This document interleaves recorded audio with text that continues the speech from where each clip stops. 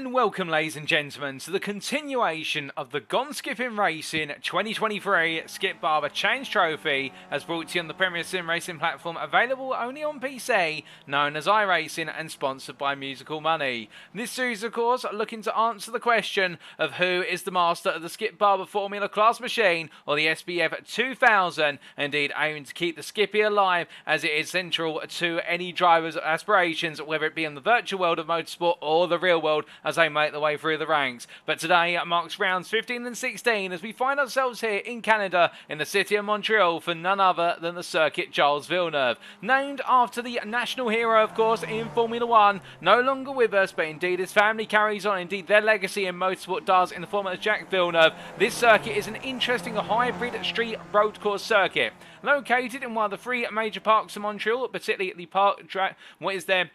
the Parc Jean-Drapeau. It is a circuit which merges together the road surfaces within the park with the very close walls to give that street feeling. But on top of that as well, a multitude of chicanes and extended straightaways, along with some rather heavy hairpins. It is a circuit not to be trifled with. Get it right and you may find yourself steering clear of the walls and carrying the speed from corner to corner, but get it wrong and you'll be finding yourself in the wall and out of the race before you know it. And that'll be the balance that all of our drivers need to find today. Steer clear of the walls, but at the same time keep the pace flying in order to come out on top.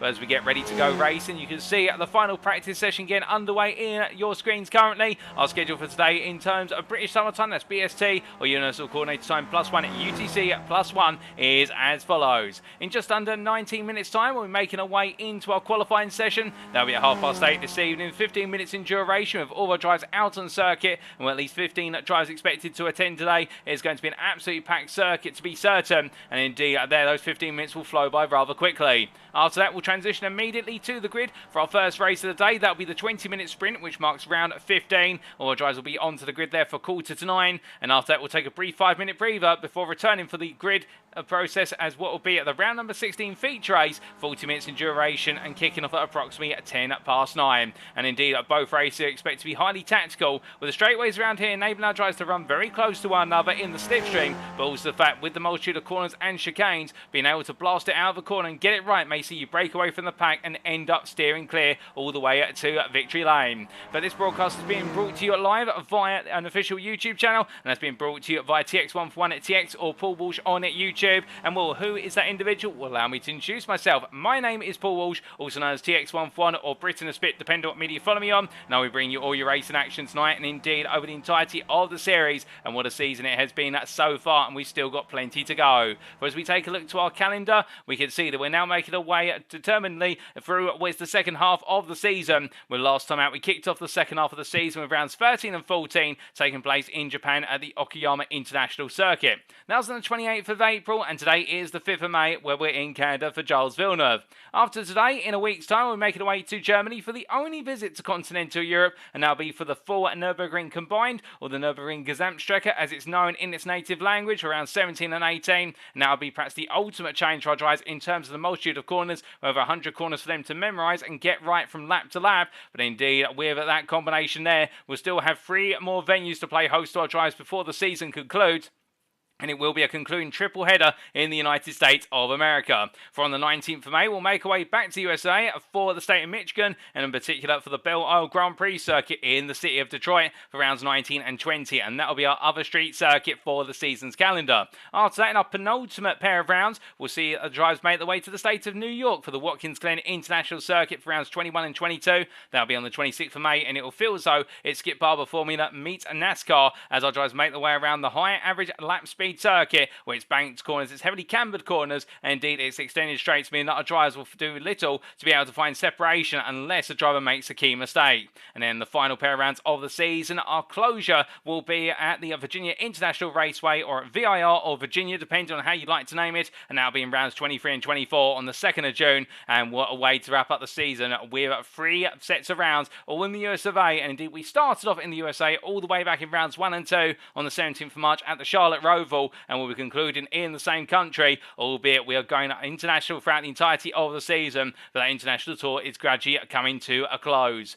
But as we look from our calendar then to our standings going into this round, of course, with there only being a Drivers' Championship to consider, we can see here in terms of the top 10, it is Nathan Wade who leads the way on 480 points, now 199 clear from Steffen Herrmann in P2. And Nathan Wade yet to add another win to his name after picking up a win early on in the season, but again, his consistency and his run of top fives, if not podiums, has proven to be absolutely pivotal to his success. And with that growing margin now, the rise really comes to who is going to be the one to be the runner-up and potentially give pursuit. Keeping in mind, of course, that if Wade is able to put together another pair of podiums today, it does mean that should he be able to achieve the same or potentially a win at the Nürburgring Gesamtstrecke next week, he'll wrap up the championship of what is 3 rounds early as we're to understand it. Wade's consistency has been absolutely faultless, but then again, can we fault the rivalry for P2 between Steffen Herrmann and Adam Miles? Herrmann really has been the one to be the battler all the way through and been here since the start of the championship campaign, and on 281 points digging in deep for that P2 position.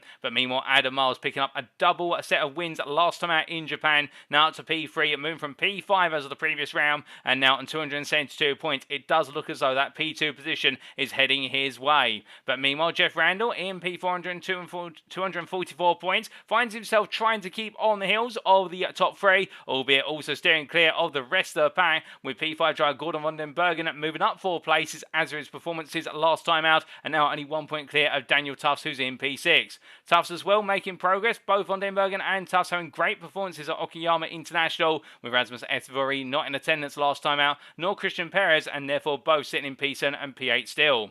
P9, it's Ryan Jackson, who on 186 points and now 7 clear of Neil Gardner, and will there both drivers at Okayama finding some strength in their races, particularly Neil Gardner, who put in a great pair of performances to move into the top 10. Outside the top 10, from Gardner's 179 points to 132, it's one Zia Rodriguez on 132 points, who has moved up to his best the rest in P11 and is looking to try and close that deficit to the top 10. How to do so? He'll need to fend off the likes of Paul Smithers, Remco Pleiser, Jack Atkinson and Enzo Kenta, and that's only 4 names out of a high pool of names ran all the way down through Mark Beckhouse, Roddy van der Meijden and Nick Vaughan Roberts, where you can see the battle to be P11 and the right to take on the top 10 really is now between an effective pool of 8 drivers, with David J. Burns on the periphery there, and the same could be said for AJ Campbell in P20.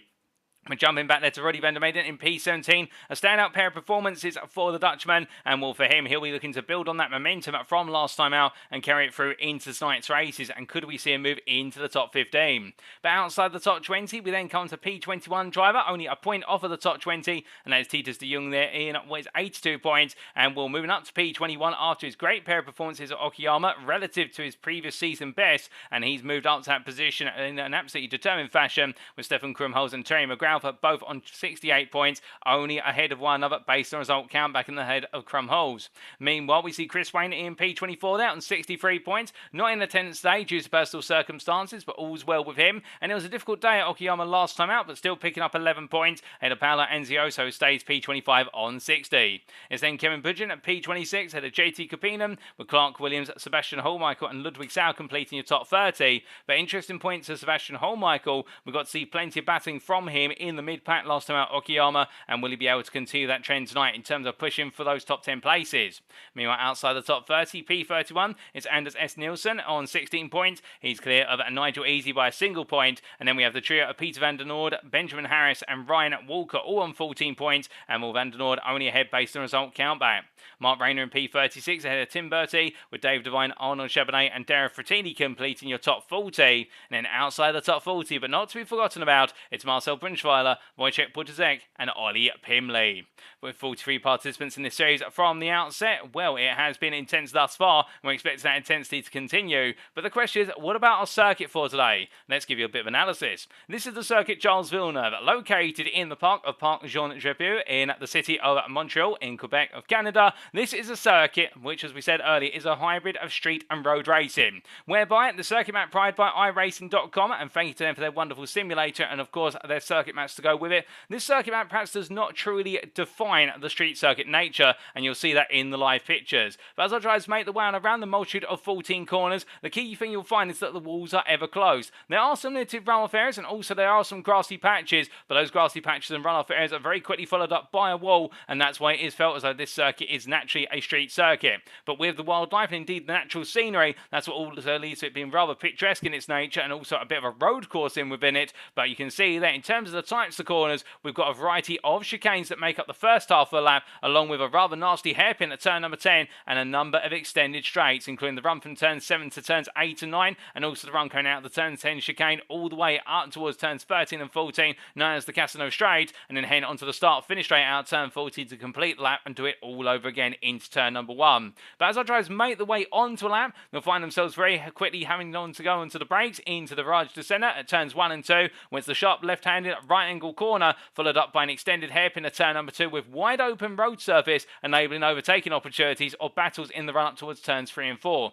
Turns 3, 4, all the way up to turns 8 and 9, known as the centre chicanes, and as they make their way through the first of the sequence of chicanes, they'll find that the average lap speed begins to drop dramatically as they make their way through the right into left.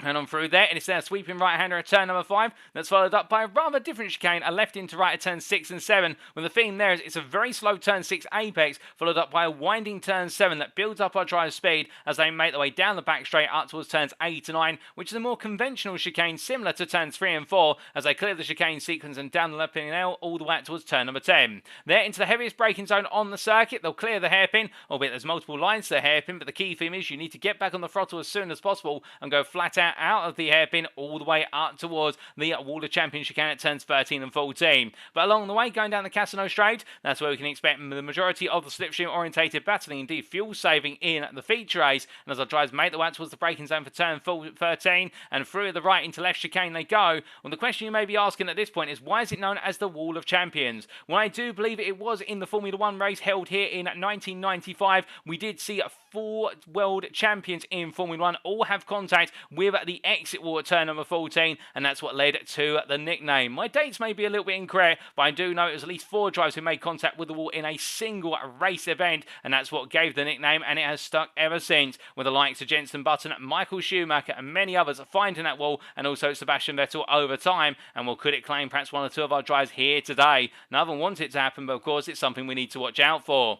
But as we look to go racing, of course we remind you of the rules. Without them we can't go racing. And in terms of setup, this is an open setup series where drivers bring a setup of their choice to each and every circuit, and car fuel loads are restricted to 60% for all race day sessions. Qualifying wise, an open qualifying format shall be used, where we'll see in the 15-minute qualifying session all our drivers out on circuit looking to get their best possible lap time set, and then coming on to the race rules. In general, the races shall commence via a standing start, as is the tradition of the Skip Barber Challenge Trophy. 1 fast repair is available in each race, and the driver shall receive a drive-through penalty if they accumulate 17 or more instant points, and they'll be disqualified from the race itself if they accumulate 25 or more. In the sprint race, there are no mandatory pit stop requirements. Indeed, that 60% fuel tank will enable our drivers to make it to the end of the race unscathed in terms of fuel capacity, but in the feature race, quite the contrary, in the fact that there will be a mandatory pit stop in which drivers must take on fuel to get to the end of the race. But just jumping ahead of the first bullet point, and let's come back to it, how will the grid be set in the feature race? Shall it be set based on results of the sprint race, with the top 10 finishing positions of the sprint inverted?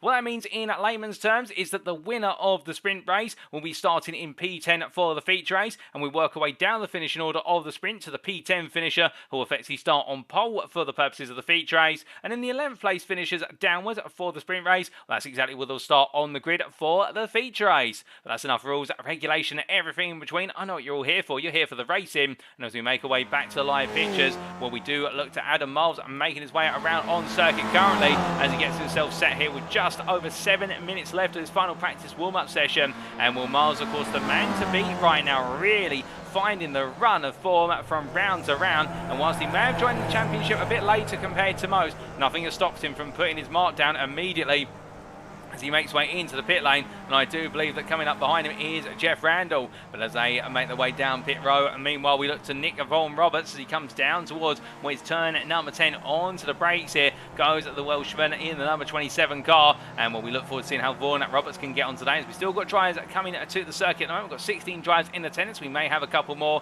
as he makes his way on down the final stretch here, heading down the Casino Straight. We can also see him being followed there by one of the other drivers, and I do believe that may be none none other than, well, it's not Juan Rodriguez. Here is the Firebird Sim Racing driver making his way across the timeline, the Spaniard, up towards turn number 1. And we'll give him the fact that around here normally you will see a Formula 1 race, and well, the machines in Formula 1 are very fast by comparison with the skippies that you see, but that does mean it's a very gradual run to each and every corner, but the battling intensity into the corners can be absolutely terrifying in terms of 2, 3, perhaps even 4 wide, albeit for the majority of the corners here 2 wide is probably the utmost we're going to see if our drivers want to try and avoid having mistakes like Rodriguez. They're getting it wrong through 4 and having a nasty brush with the wall immediately. But as we look to Ryan Jackson in the number 8 car, making his way through turns 8 and 9 in the Shell V-Power privateer machine, coming on down and around up towards turn number 10. He's got himself set and ready to go as the Briton heads all the way up towards the right hander of the hairpin and gets himself composed here and clocked in.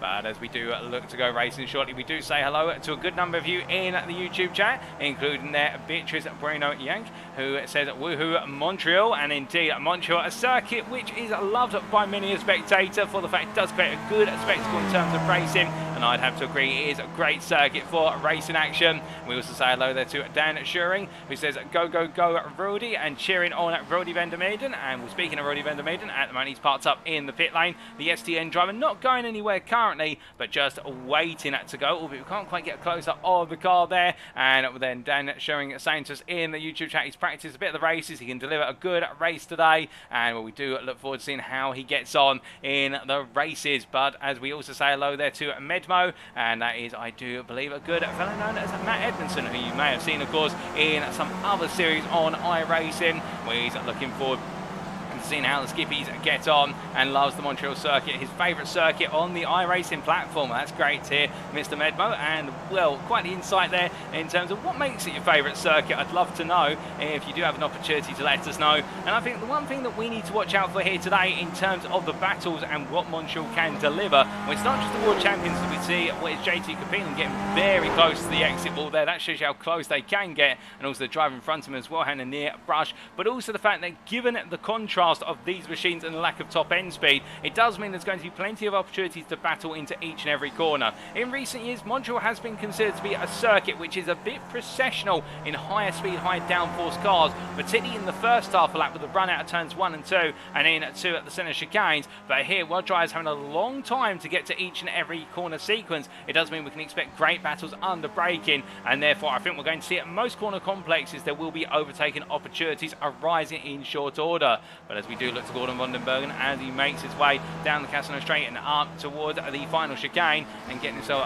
comfortably set, well, we will have an opportunity to very quickly catch up with one of our drivers to get their insights as to what they're expecting today. And I think we might be trying to get a battery through to Nick Vaughan Roberts very shortly, and we'll see if we can get a word with the number 27 driver, albeit we're not going to do it quite just yet as he makes his way through turns 8 and 9. We do want to avoid distracting as he makes his way through the chicane sequence and potentially down towards turn number 10, but it's been some time since we caught up with the Welshman, and we'll get his thoughts very shortly in terms of what he thinks could be the prospects today for him, and indeed what could be the particular flashpoint on the circuit. But as he makes his way out on the final corner and hit with the final major corner for a while and head down the Casino Straight, we do get the patch through to Nick Vaughan Roberts' car. And Nick, apologies to distract you from your final practice, but just a quick word from yourself. How are you feeling for tonight? Not great, really. I've not done much practice here, so we'll see how it goes. I'm sort of getting up to pace, but we will see how it goes, to be honest. See how quality is, and then. But for the second race, it should be better with a bit more practice during the sprint. So it's going to be a bit of an adaptation as you go, learning from lap to lap, whether in qualifying or the sprint race. But whilst the practice may be going in now and as the racing goes on, are there any particular corners or sequences where you're expecting to be a flashpoint to overtake him? For overtake, probably into the final corner, I think, final chicane for the overtaking, I would have thought. Yeah, maybe. It's just going to be a tricky one with the last, being that's going to be the main area for slipstreaming. So yeah, I would have thought that would be the passing point. We do look forward to seeing how you get on with regards to making those overtakes and also getting yourself up to speed with the circuit. And just one last question before we do let you go. It's looking close up the front there between Miles, Blyser and Cantor at the moment. Who's going to be your recommendation for pole? Will it be yourself or will it be another member? Miles, I reckon. Adam for pole. Yeah, I can't see anyone really competing with him at the moment. Nathan needs to get up to speed as well. I think he's a little bit rusty here, so he won't be up there quite yet, I think. Alright, Nick, well, thank you for your thoughts. We wish you the best luck for the races today, and we'll catch you later on beyond the checkered flag. Great. Cheers, mate. Bye. So hearing there from Nick Vaughan Roberts, giving us his thoughts there and being quite transparent in the fact that he hasn't had the opportunity to practice as much as he'd like. And I think every lap he turns from this point onwards, albeit we just distract him a little bit from some of those key practice laps or practice quarters, if you will. But every lap is going to be a practice lap, and we should expect him to really come alive in the second race in the feature. And he's putting his bets behind Adam Miles being the pole sitter here today. Well, we did have a very interesting moment, of course, last time out at what was Okayama when we spoke to Jeff Randall, who you may remember, for those of you who did tune in live, he said on air that he wasn't expected to be on pole, and guess who ended up on pole by quite a considerable margin, nailing the perfect lap in terms of corners and also slipstream. Well, it was none other than the gone skipping racing driver himself of Jeff Randall. But it's always great to catch up with our individual drivers, and as we do look to one at Rodriguez making his way out of turn number 10 and on down the final straight he goes, building up his speed. Well, all set here, and we are only now seconds away from transitioning into qualifying, and we see that Medmo clarifying. It's so satisfying when you hook it up right at Montreal, but so punishing when you get it wrong. Makes decision making on when to push and strategy really interesting for him at this circuit, and well, interesting to hear the thoughts there. Indeed, some circuits not naturally coming out as perhaps being favourites because of the corners they have, as Rodriguez there deciding to blast its way over the final chicane, but it's taken back to the pit lane before it can end in difficulty. But qualifying does begin, ladies and gentlemen, at 15 minutes, and it's go, go, go. Who will be on pole come at the end of it? Well, of course, Nathan Wade in the 24 will be one of the very first drivers to try and charge his way out the pit lane. Miles tucks in behind him, and Wade, I think, already trying to get the hurry up behind the 77 car of what is Enzo Cantor. And of course, Cantor, no strangers to battling hard with other drivers and also enjoying those qualifying laps as they all make the way on round now. We also see that Beatrice at Rio saying this circuit is super hard. I never managed to find time and speed through the week there, and well, it is a very challenging circuit for the simple reason you do have these corner combinations, which when you get it wrong on entry into the first of the two corners, so say into turns 5 and 6, in fact 6 and 7 we should really say, with the preceding kink of 5, if you get it wrong on entry, then you're compromised on your exit line through the second of the two corners in the chicane, and the effect on your overall time on the lap is only doubled. It becomes a domino effect, if you will, and then with extended straights in the run to that next corner, and every mile per hour being so critical in the skippies around here, it does mean that your lap time is hurt even more, and that's why it really does become a circuit of precision. But as they make the way up towards turn number 10, now going down through the turn 9 kink and up towards 10 onto the brakes, well, very shortly we'll start to see those first flying laps being taken on the circuit. And well, we've only got one driver who's not out there on circuit at the moment, that's Roddy van der Meijden, as in fact he makes his way out the pit lane at the moment, decides to go very late. I think they've been trying to fix a technical issue on the car as he brings himself up to speed, and well, as he does, he's going to have a lot of space on circuit. He's going to have a bit of peace and quiet, and that may benefit him for putting in a good banker lap or two. But slipstream, I think, is going to be the order of the day if you want to be on pole, given the fact around here we have got 3 long straights where you can gain at least 2 to 3 miles an hour. And in return, that's going to benefit you of at least half a second's worth of lap time on a perfect lap. And as they make the way down towards the timeline, we can see here Miles and Wade. Well, Miles is just ahead of Wade, with Enzo Cantor being your lead driver as they make the way onto their first flying laps of today. And through left into right they go. And as they do, we bring up the weather on the right-hand side of your screen. And, well, interesting conditions around here. We've got a bit of partial cloud, albeit as I look outside my concrete roof window and up in the skies, it's not too much cloud, to be fair. Albeit we have got a very light wind that may be blowing it across the circuit, an ambient at 19 degrees centigrade and a track temperature at 26 degrees centigrade. So one of the warmer track temperatures for the season, and that does mean those tyres will come to temperature quite aggressively and will tyre wear not a factor in the race or qualifying with these machines, given the fact that tyre life it seems to be eternal in the 40-minute race, let alone the 20-minute race, and therefore for our drivers I think they'll be feeling quite comfortable in terms of how much they can push the car. But it does mean they'll have a little bit more time afforded to them. That first flying lap should be a bit more representative of what they'll be able to do over the subsequent laps as well, albeit lap number 1 always a little bit off of the optimum pace, given the fact you're still bringing the car up to temperature. You're bringing yourself as the driver up to temperature, and that does sound a bit strange, but allow us to elaborate in the fact that once you start to go into those qualifying sessions, you need multiple laps behind you to get the perfect lap in. Nobody gets it absolutely spot on the first time of trying. They may get very close, but it's normally the second or the third lap where we do see those ultimate laps coming in. But meanwhile, we can see here Wade still tucked in behind Miles, with the pair of them in behind Cantor, and Wade right now going purple of everybody over what is the first lap. And I think that's going to be down to the fact he's really hooking it up from sector to sector. Also, he has got that double draft, but this is where he could be compromised, because you can see that Cantor right now at the head of this pack. He's going to cause into Constantina slightly into the final chicane. Miles has to back off as well, and Wade has to back off doubly so. And as they make their way out, well, all three drivers will head to the timeline, and these are going to be the first lap times that come on the board. You'd think they're racing if we didn't inform you it was a qualifying session, but as they come across the line, Wade there sets the benchmark at 52.883. Meanwhile, Miles 2.5 tenths off, and then we do see Cantor almost a whole second off by comparison. And well, that is how important the slipstream is. As meanwhile, we do see it Wrinkle Glacier making its way on down the final stretch up towards the final chicane as he heads into the braking zone here. Well, what will he be able to do in a clear lap in the 117 machine? Coming through the left into a right. In fact, it's the right into left from the driver's perspective, but our camera does it the other way round. And as they head towards the timeline, it is going to be here for Glacier. It's a lap which will settle in at a...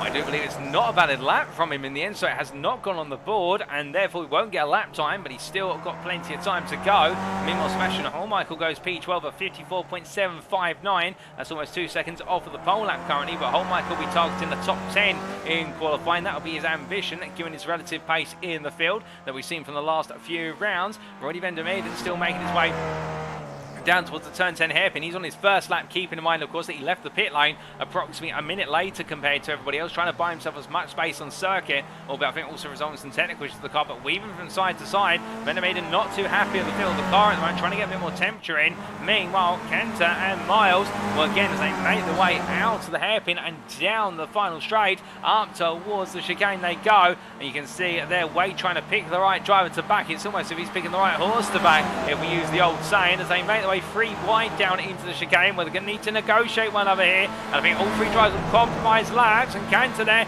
squeezing what was Wade to the grass slightly, albeit I think both drivers there trying to find their run into the orders. They make their way onto a new flying lap, and as they do, we can see at Van der Meijden they're just taking it slowly. He doesn't want to be any part of this, but meanwhile we look to Nick Von Roberts as he makes his way through the final two corners. He's tucked in behind there. One is the number, I do believe, the 90 car, Titus de Jong, and de Jong heads a line currently P14, as meanwhile Vaughan Roberts P9. Can he get any further up the order? I don't think he can currently, although as they come across the timeline, Young goes at P14 still, but with 55.181 he does improve his time. Meanwhile, for what is there, it's Nick Vaughan Roberts. He does not improve at all and goes on to a new lap.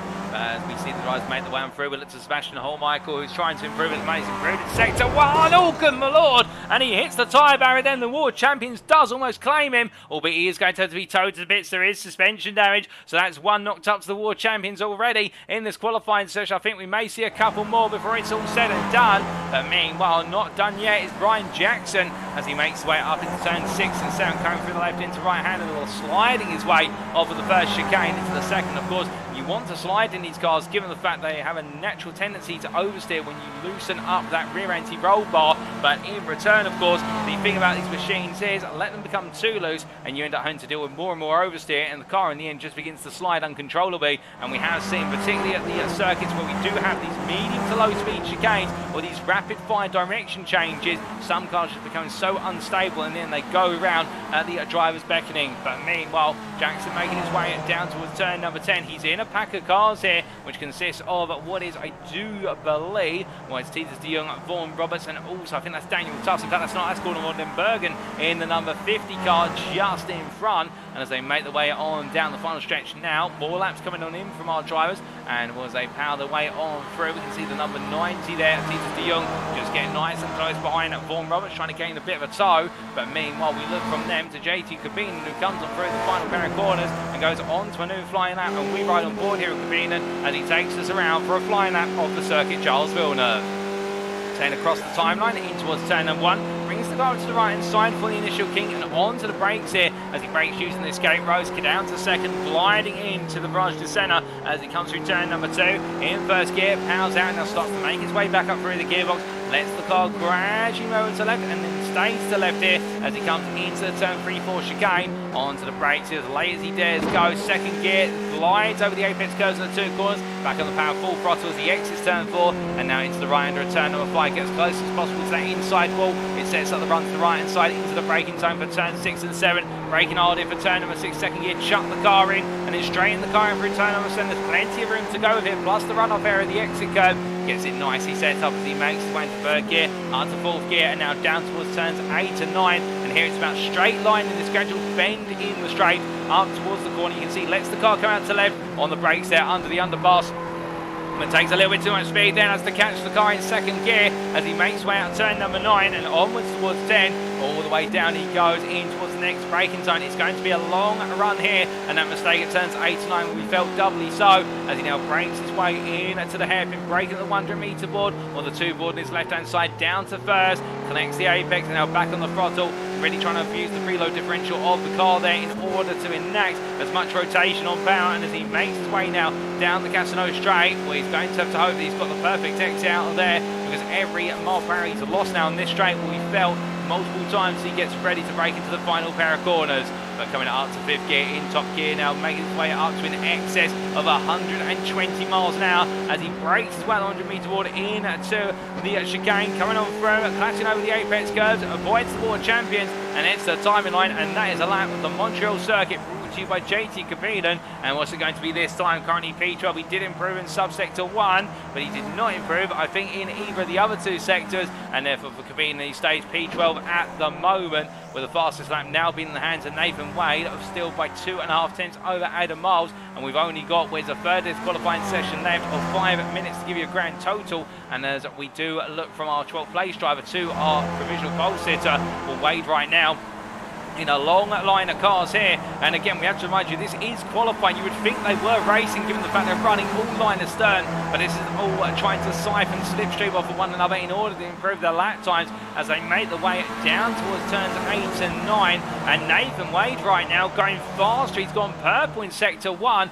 tucked in behind there what is the number 10 car of Rudy van der Meerden, and I think Maiden may just simply let Wade go as they make the way out towards turn number 10. But the interesting thing here of course is there is the responsibility of the chasing driver to not compromise the leading driver's lap, but in the end I think Van der Meerden just backing out of it, and Wade, he has lost out in sector 2 as Miles comes on through as well, and Adam Miles does not improve in sector 1. He's improved to a personal best in sector 2, and as they make the way now down the final stretch onto the Casino straight, could we see a potential switch here, or Miles just close the deficit of that 2.5 tenths to Wade? It's been some time since we've seen Wade on the pole position step, but as they make the way up towards the final chicane, still 4 minutes remain in this session, and everybody now on circuit. The circuit mate you can see in the top right corner of your screen has become follow the leader in terms of packs as they make the way on through and bouncing over the curves. Oh goodness me, and Steffen Herrmann gets it wrong, gets connected with the wall, and coming out of the World Champions Week keeps on going, but he's almost claimed by it. But Miles and Wade cross the timeline. Do either of them improve here? Adam Miles does. He goes pole position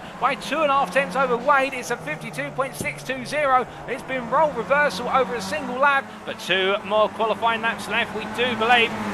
In fact, there's only going to be 1 more lap left, given the fact they've gone on to 1, and we do not have overtime in qualifying, which means when that clock strikes 15 minutes, that's it. The qualifying session is over. No ifs, no buts. If a driver's on a lap, they do not get to finish it. So right now, Wade is going to have the final opportunity to improve here as Miles leads him on a round. Well, I think it's going to be a you scratch my back, I scratch yours, but Wade gets it wrong, and Wade with that parks the car up, and he knows that it's all over for him in terms of qualifying unless he can quickly get out there, but I don't think he's going to have enough time. And Nathan Wade, well, light error has now potentially relinquished the pole position to Adam Miles, albeit we still do have some drivers out there trying to improve, including Steffen Herrmann as the 2nd place championship driver makes his way through turns 8 and 9.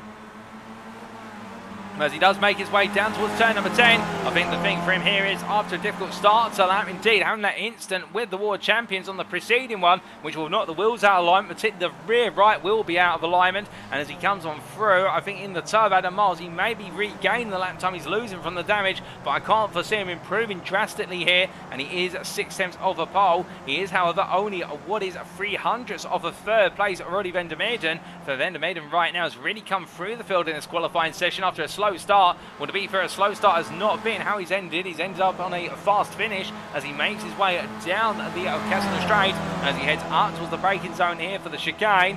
Can he find a way to get onto that front row of the grid? It's going to be 3.5 attempts he's got to find. I don't think he's going to find it, and that's not to belittle him, as meanwhile drive around, and I believe that is Jeff Randall who's find a way to go round at the World Champions, so the Wall has claimed another driver. That's 2 so far in this qualifying session, but Steffen Herrmann has gone P2. He's improved right at the end of lap ahead of Wade, and meanwhile we've got more lap times coming in, including Nick Vaughan Roberts, who heads to the timing line. He's P9 currently. Where's he going to go? He went purple in sector 1. He goes P4 on a 53.1 exactly, and for Vaughan Roberts, this is a surprise, but a welcome one to be sure. He's learned very quickly, and as he parks it up and then decides to be towed to the pit. Meanwhile, got more drives coming through it, including Ryan Jackson. I don't think Jackson's going to improve, but meanwhile Remco Pleiser heading to the timeline. What can he find this time around? When he crosses the line, it's still P11, but it's a 53.817. Sebastian Holmichael heading on through the final 2 corners. He'll be the final drive to complete a qualifying lap, given the fact we've got less than a minute remaining.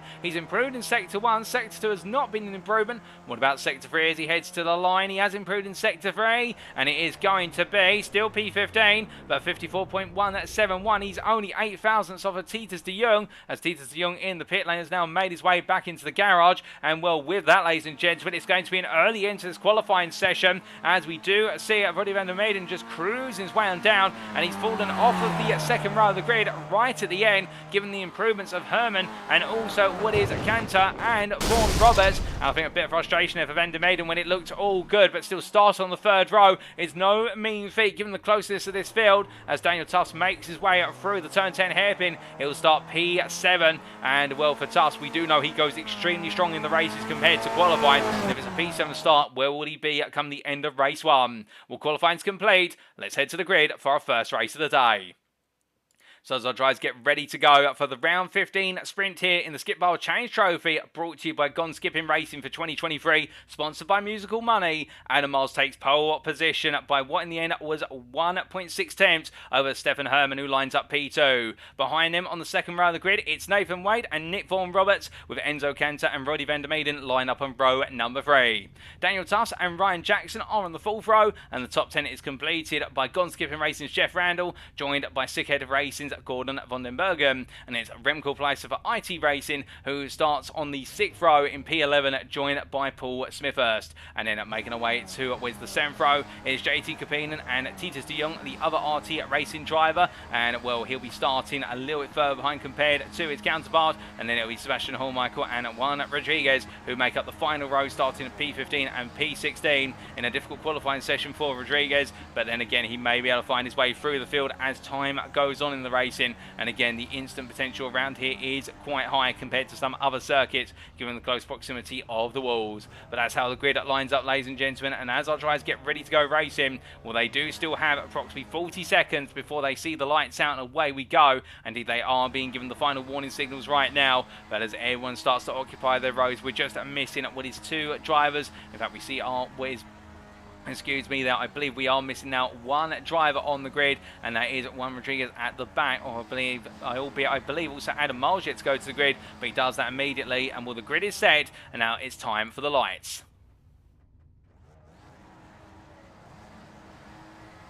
1 red light, 2 red lights, 3 red lights, 4 red lights, 5 red lights. And it's lights out and away we go for our first race of the day, and Adam Miles looks to get a good start as they make their way down towards turn number 1. Meanwhile, Steffen Herrmann immediately tucking in behind as Miles covers him off, and as they make their way into the opening couple of corners, it's going to be battles of plenty further behind as they all sweep the way on through. Enzo Cantor looking for a quick move on Nick Vaughan Roberts. He's not going to be given the space, but Vaughan Roberts is sent to the wall through the contact between the two, and after a brilliant qualifying session, it's all ended in disaster after the first 2 quarters of Vaughan Roberts. Meanwhile, Jeff Randall making some early ground in battling with Ryan Jackson, and ahead of corner of Vandenbergen as they make the way through turns 3 and 4 and out towards the next chicane they go. But it's been a tragic start for Vaughan and Roberts. Meanwhile, everybody else has made it on through without damage, and as they power their way on down towards turns 5 and 6, we can see a bit further back Paul Smithhurst as well, gaining ground. P11 as he heads on through it, the left into right and onwards towards what is now turns 8 and 9. But powering on down here, and everybody just getting into a rhythm, getting the tyres nice and warmed up as the stationary camera there sees the long line of cars making the way on through in rapid fashion. And as they head up towards what is now turns 8 and 9 here, well, Vaughan Roberts, the only driver not in that pack, trying to find his way back into it as soon as possible. But meanwhile, we look from the middle to the front of the field, and this is Adam Miles. He makes his way down towards the turn 10 hairpin, onto the brakes he readily goes, and as he does, keeps the go to left. You can see Cantor there pulling out to the inside, looking up the inside versus Nathan Wade. It's a bold move from Cantor early on, and as they make the way out to the corner, Wade trying to come back in on cutback here, as we say hello to Samuel Bernardi in the YouTube chat, who's smiling there, I think enjoying the race. And as they make the way down onto the Casino Straight for the first time of asking, well, it's going to feel like an eternity here, and particularly when you've got a car behind you in the tow, such as what Adam Miles has here, with Steffen Herrmann looking around the outside. Steffen Herrmann's going to look to go for the move into the final chicane. Meanwhile, Wade ahead of Cantor once more. Onto the brakes they go, and Steffen Herrmann takes the lead as they come through the turn 13-14 chicane. The world champions beckons, but will it claim anybody? No, it will not, as they power the way on down. Meanwhile, Jeff Randolph thinks had a run wide, but after one lap it's Steffen Herrmann who leads, with Adam Miles in hot pursuit as they make the way into lap number 2. It's Enzo Cantor P3 ahead of Nathan Wade P4, Daniel Tufts P5, battling here with Roddy Vandermeiden. Tufts on the inside, Vandermeiden on the outside. Onto the brakes they go, and Tufts gets ahead. Roddy Vandermeiden in way too hot. There's contact between the two of them, and Tufts goes round as the field serpentines its way around Tufts. It splits, and as they make the way back up to speed, Tufts right now be absolutely fuming with that, as I believe Jeff Randall has been involved in a bit of a nasty incident, and also I think Paul Smith has been involved in some sort of contact at the end of lap number 1. But meanwhile, continuing that run and through the form, more behind Roddy Vandermeiden in P4. It's now Gordon Vandenbergen with Remco Place at P6, and then Nathan Wade P7. And in fact, Wade's just recently made an error of some description, whether it was enforced or of his own doing. We'll have to take a look back, but it means our order is being shuffled ever more. JT Capina P8, and then we do have Sebastian Michael P9 ahead of Juan Rodriguez, who's in P10 after starting at P16 at the very back of the field. Besseretz's Titus de Jong in at P11, but as I try to continue the way on this second lap of the day, well, it has been a crazy start to the proceedings here in Montreal, and well, the qualifying session may have been similar to the norm, albeit with some exceptional performances such as that from Nick Vaughan Roberts. Well, right now the start of this race has seen the field turn topsy-turvy in the mid-portion, as meanwhile we look to Roddy Vandermeiden defending here versus Gordon Vandenbergen. Vandenbergen trying to find a way on through. He can't quite find it at the moment as he goes a bit deep. There's Vandermeiden coming out of the hairpin, but he voids the wall just about, using all the road width there in order to maximise his lap time as he makes his way now down the Casino Straight once again.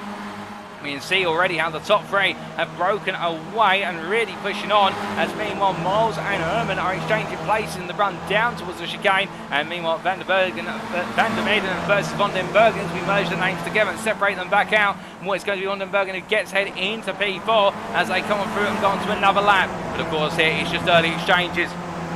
We like to call it as a bit of a tactical skirmish here between them in terms of just filtering back and forth, and they want to try and catch up to the top 3 and avoid battling too hard at the moment. But meanwhile, Nathan Wade under pressure from Renfrew Place here. Place trying to go outside to inside into the branch centre. Meanwhile, Wade there falling off of the curve at turn 1. It puts him firmly on the path to retake P6 through turn number 2. And as they make the way towards turns at 3 and 4, well, both drivers right now knowing that battling's going to cost them dearly versus Vandermeiden and Vandenbergen, and not pushing too much harder in their battling aspects as they come on through the first chicane. But making the way on down towards the second, we jump on board with Renfrew Place as he powers his way on through, so close to the back of Wade he could reach out and was touch the rear wing. But onto the brakes they go, and as they do, it's going to be a one-line formation through turns 6 and 7. It's all going to be about a run off the corner and making sure to stay comfortably in the draft as they now make the way up towards turns 8 and 9. And been the way up for the gearbox, of course. And meanwhile, Vandenbergen and Vandermeiden are battling hard in to the next corner. You can see them there in the distant picture as they make the way. And Vandenbergen holding the line for now. Vandermeiden getting a poor run. Wade's going to look for the move here. Place is not close enough to capitalise. Now it's going to be Vandermeiden who defends on the inside. They're coming down towards turn number 10. Of course, he won't have to tow. The Vandenbergen is offering to Wade. I think this is all going to come down to who wants it more under braking. And Van der Maiden goes away in a lock up there for Van den Bergen. He goes overly deep. And what is it going to give Van der Maiden? Also wait an opportunity to push on through. Blythe meanwhile just waiting there for his turn. But as they come on down the back stretch now and up towards what will be the chicane, very short, it turns 13 and 14. It's going to be 2 by 2 initially here, but who's going to have the guts to hold the inside line? Well, it is going to be Van den Bergen here, who puts himself firmly on that inside. Meanwhile, Wade looking around the outside, and in between goes Van der Maiden, or does he? No, he backs out there. He doesn't want to make it 3 wide right now, as meanwhile Nathan Wade does get ahead, and they make the way on through. Up towards a new lap they go, and Nathan Wade back up into P4 as they power the way in towards turn 1. Meanwhile, here are your leaders, and Miles and Herman. Herman left of your picture, Miles on the right as they come through turn 1 into 2. And with Steffen Herrmann not giving up on this at all, Enzo Cantor right there with them as they make the way out. Miles made to give all the racing space there as they come up towards turns 3 and 4. And now in towards the braking zone they go for the first of many chicanes here. Cantor on the inside, Miles turns in, but he has to open the steering in order to avoid any contact. Enzo Cantor into P2. I think Miles here playing the smart game. We should just wait and see how it plays out between the other two. They've got plenty of time. We are only 6 minutes into this race. We've still got 14 minutes to go, and Miles cognizant of that and choosing not to fight it too hard, given the fact that this trio have currently got 5 seconds between them and Nathan Wade in P4. But Nathan Wade will be absolutely determined to try and close that gap up as quickly as he can, and we hope in this top 3 fight hard. But meanwhile, speaking of fighting hard, we take a look back at what happened to a number of drives on the opening lap, including what happened, to Jeff Randall on at the end of lap number 1. So he's going through the chicane. Oh my good lord, and the God's given racing drive collected by the world champions, and the same for Paul Smithhurst there. Both drivers getting it wrong. And will we take a look back at what happened to Paul Smithhurst riding on board here with the privateer in the number 12 machine. You'll see Randall gets it wrong, albeit in the distance. Smithhurst just takes too much of the turn 14 apex curve. It causes the rear right tyre to become unsettled, and in the end the car just slides to the wall, and will both drivers there getting it wrong as we return it to the live pictures. And as they make the way on around right now, definitely I think for both of them it has been a disastrous start to proceedings today. We've also had an incident involving Daniel Tufts, and we take a look back at what happened to Tufts on lap number 2. And we may remember this instant now as he battled with what was Van der Maiden into turns 1 and 2. Onto the brakes he went here, and Van der Maiden just coming in a bit too hot and collecting Tufts, and Will Tufts falling down the order. And there was also an incident for Nathan Wade, I do believe, that dropped him a bit further back. Albeit, can we get a replay of that? I don't think we can at this time as we return to the live pictures. As the racing continues here with what is 12 minutes still to go in this first race of the day, and the 20-minute sprint, or the round 15 sprint we should say. When we look back to your top 3 here, it's Cantor, Hedder, Herman with Miles behind, and then we do have a 5-second gap to Nathan Wade, who is bringing the rest of the field with him in a long line of cars. We've got Van den Bergen and Remco Plays for the first 2 immediately behind, and then Roddy Van der Maiden and JT Capinen, but Juan Rodriguez also now a second off of this battle as we look back to Rodriguez here, and well, he may have started from the very back of the field, but I can tell you one thing, this performance is not back of the pack worthy, it's front of the pack worthy as he makes his way through at turns at 6 and 7, and up towards 8, 9 he goes, and Sebastian Holmichael staying with him as well. Both drivers here enjoying a great day so far in terms of racing, but meanwhile Van den Bergen under pressure from Remco Placer, and well into the braking zone they go, and the RT Racing drive goes around the outside. Van den Bergen defends here versus Van der Maiden, and as the STN drive tries to look for the move, he can't quite find it, and always having the car chopped off as the Dutchman has to back out. And look at this, and JT Capinen comes up the inside. Rodriguez is going to try and come with him. Van der Maiden all out of momentum here, and it is a momentum and numbers based game as they make their way into the braking zone. You've got to have every mile now. Van der Maiden looks up, he tries to cut it back, but then Rodriguez looks up the inside in return of Capinen. Can't quite find it as the back out, and Van der Maiden will be given an inlet to go back for the move here as they make the way down the final stretch up towards where's the World Champion chicane, and powering the way down Casino now. Well, you can see that Van der Maiden trying to go side by side, and meanwhile it's going to be what is Capinen giving the toe to both of them, and then Rodriguez backs out of it knowing he's not got enough steam in the car. Meanwhile Van den Bergen defending hard versus Remco Placer, and this is letting Nathan Wade pull out almost a 2-second gap by the end of this lap, and Wade in P4, it's going to be a very lonely P4. I think he'll feel as though he could potentially catch up to the leaders given the pace he can demonstrate, but meanwhile going slowly there, that is I do believe Juan Rodriguez falling back with slowdown penalty for missing the final chicane. He's had to cut it, and meanwhile Van den Bergen breaking away as Placer defending versus Capinen coming through turn number 2, and Van der Maiden behind still looking for that prospect of a move as they make the way up towards turns 3 and 4. charging on through and into the next braking zone. Meanwhile, we look from them to De Jong, the other RT racing machine, making its way in behind Jackson as these two battling for P11, both falling down the order after the opening laps, but still enjoying fighting one another, and they are currently what is 3 seconds on Rodriguez, with a further 2 seconds or 2.5 seconds to what will be then Sebastian Holmichael. We've got Nick Vaughan Roberts into the pit lane. Jeff Randall still out there in P16, but I do believe he'll pick up the place from Vaughan Roberts, given the length of the pit time. And meanwhile, De Jong not close enough to try and put the move on Jackson, but staying at Women's, they make the way down towards turns 8 and 9. But we look from them back up to the very front of the field, and here is Steffen Herrmann leading now. The exchanges between himself, Cantor and Miles continuing to reciprocate lap after lap, as Cantor looking up the inside here, more to defend I think versus Miles rather than attack. But as we ride on board and look back from the gearbox of your race leader in the number 11 car, we're hearing they have had to retire the car for Vaughan Roberts due to damage picked up from that opening incident. They have not been able to get it repaired, so for Vaughan Roberts it's all over in this first race of the day. But when he comes back to the grid for the second race in the round 16 feature, he'll be starting at P16. Meanwhile, Steffen Herrmann here building up the speed and building up the pace for Cantor as he makes his way on down. Miles meanwhile looking up the inside. Cantor goes in. It's going to be very hot between the two of them, and Cantor goes round. And well, there I think both drivers making mistakes in terms of late braking, and Steffen Herrmann just the victim in that situation, turns out to pick up the pieces. But Adam Miles takes the lead of this race with it now. Steffen Herrmann tucking in behind, but that's not the way we expected it to play out at all. And when it's ended in disaster for Enzo Cantor, who right now has had to be taken to the pit lane due to damage picked up. But Adam Miles takes the lead of this race, and let's take a look back at what exactly happened. Well, this was in the run down towards the braking zone. Miles looks up the inside, and Cantor, I think, just misses his brake marker. Well, as he comes on through, it's very hard to tell whether Cantor's missed his brake marker or just simply tried to extend the corner a bit more. But as we take another look back from on board Enzo Cantor's car, you'll see Miles will appear on the right of your picture very shortly. Now, Miles goes all in here, and Cantor, meanwhile, I think just carries too much speed, gets caught on the rear right wheel of Hermann's car, and in fact, Miles there just putting the pressure on, and Cantor falling to it, and Hermann just literally there and picking up a bit of contact for Enzo Cantor, I think just being ruffled in the run to the corner, and it's cost him very dear.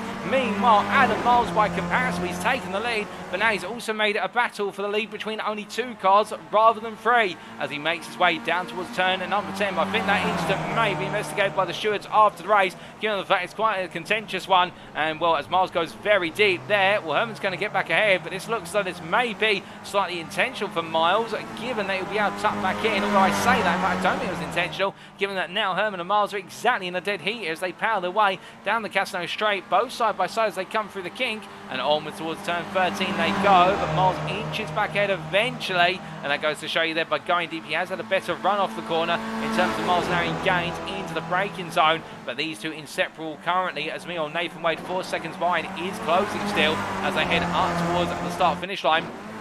Here is Nathan Wade in P3, and then we do have Gordon van den Bergen in P4, who has broken away from the battle for P5 between Brody van der Meerden and also with JT Capine and Remco Placer and Sebastian Holmichael, with Juan Rodriguez also starting to inch closer and closer, but as they make their way down towards turn at number 1 once more. Meanwhile, Holmichael looking up the inside versus Placer as they head into the braking zone. Holmichael turns it in nice and early, giving the signal to Placer he's going for the move down. Placer will need to respond.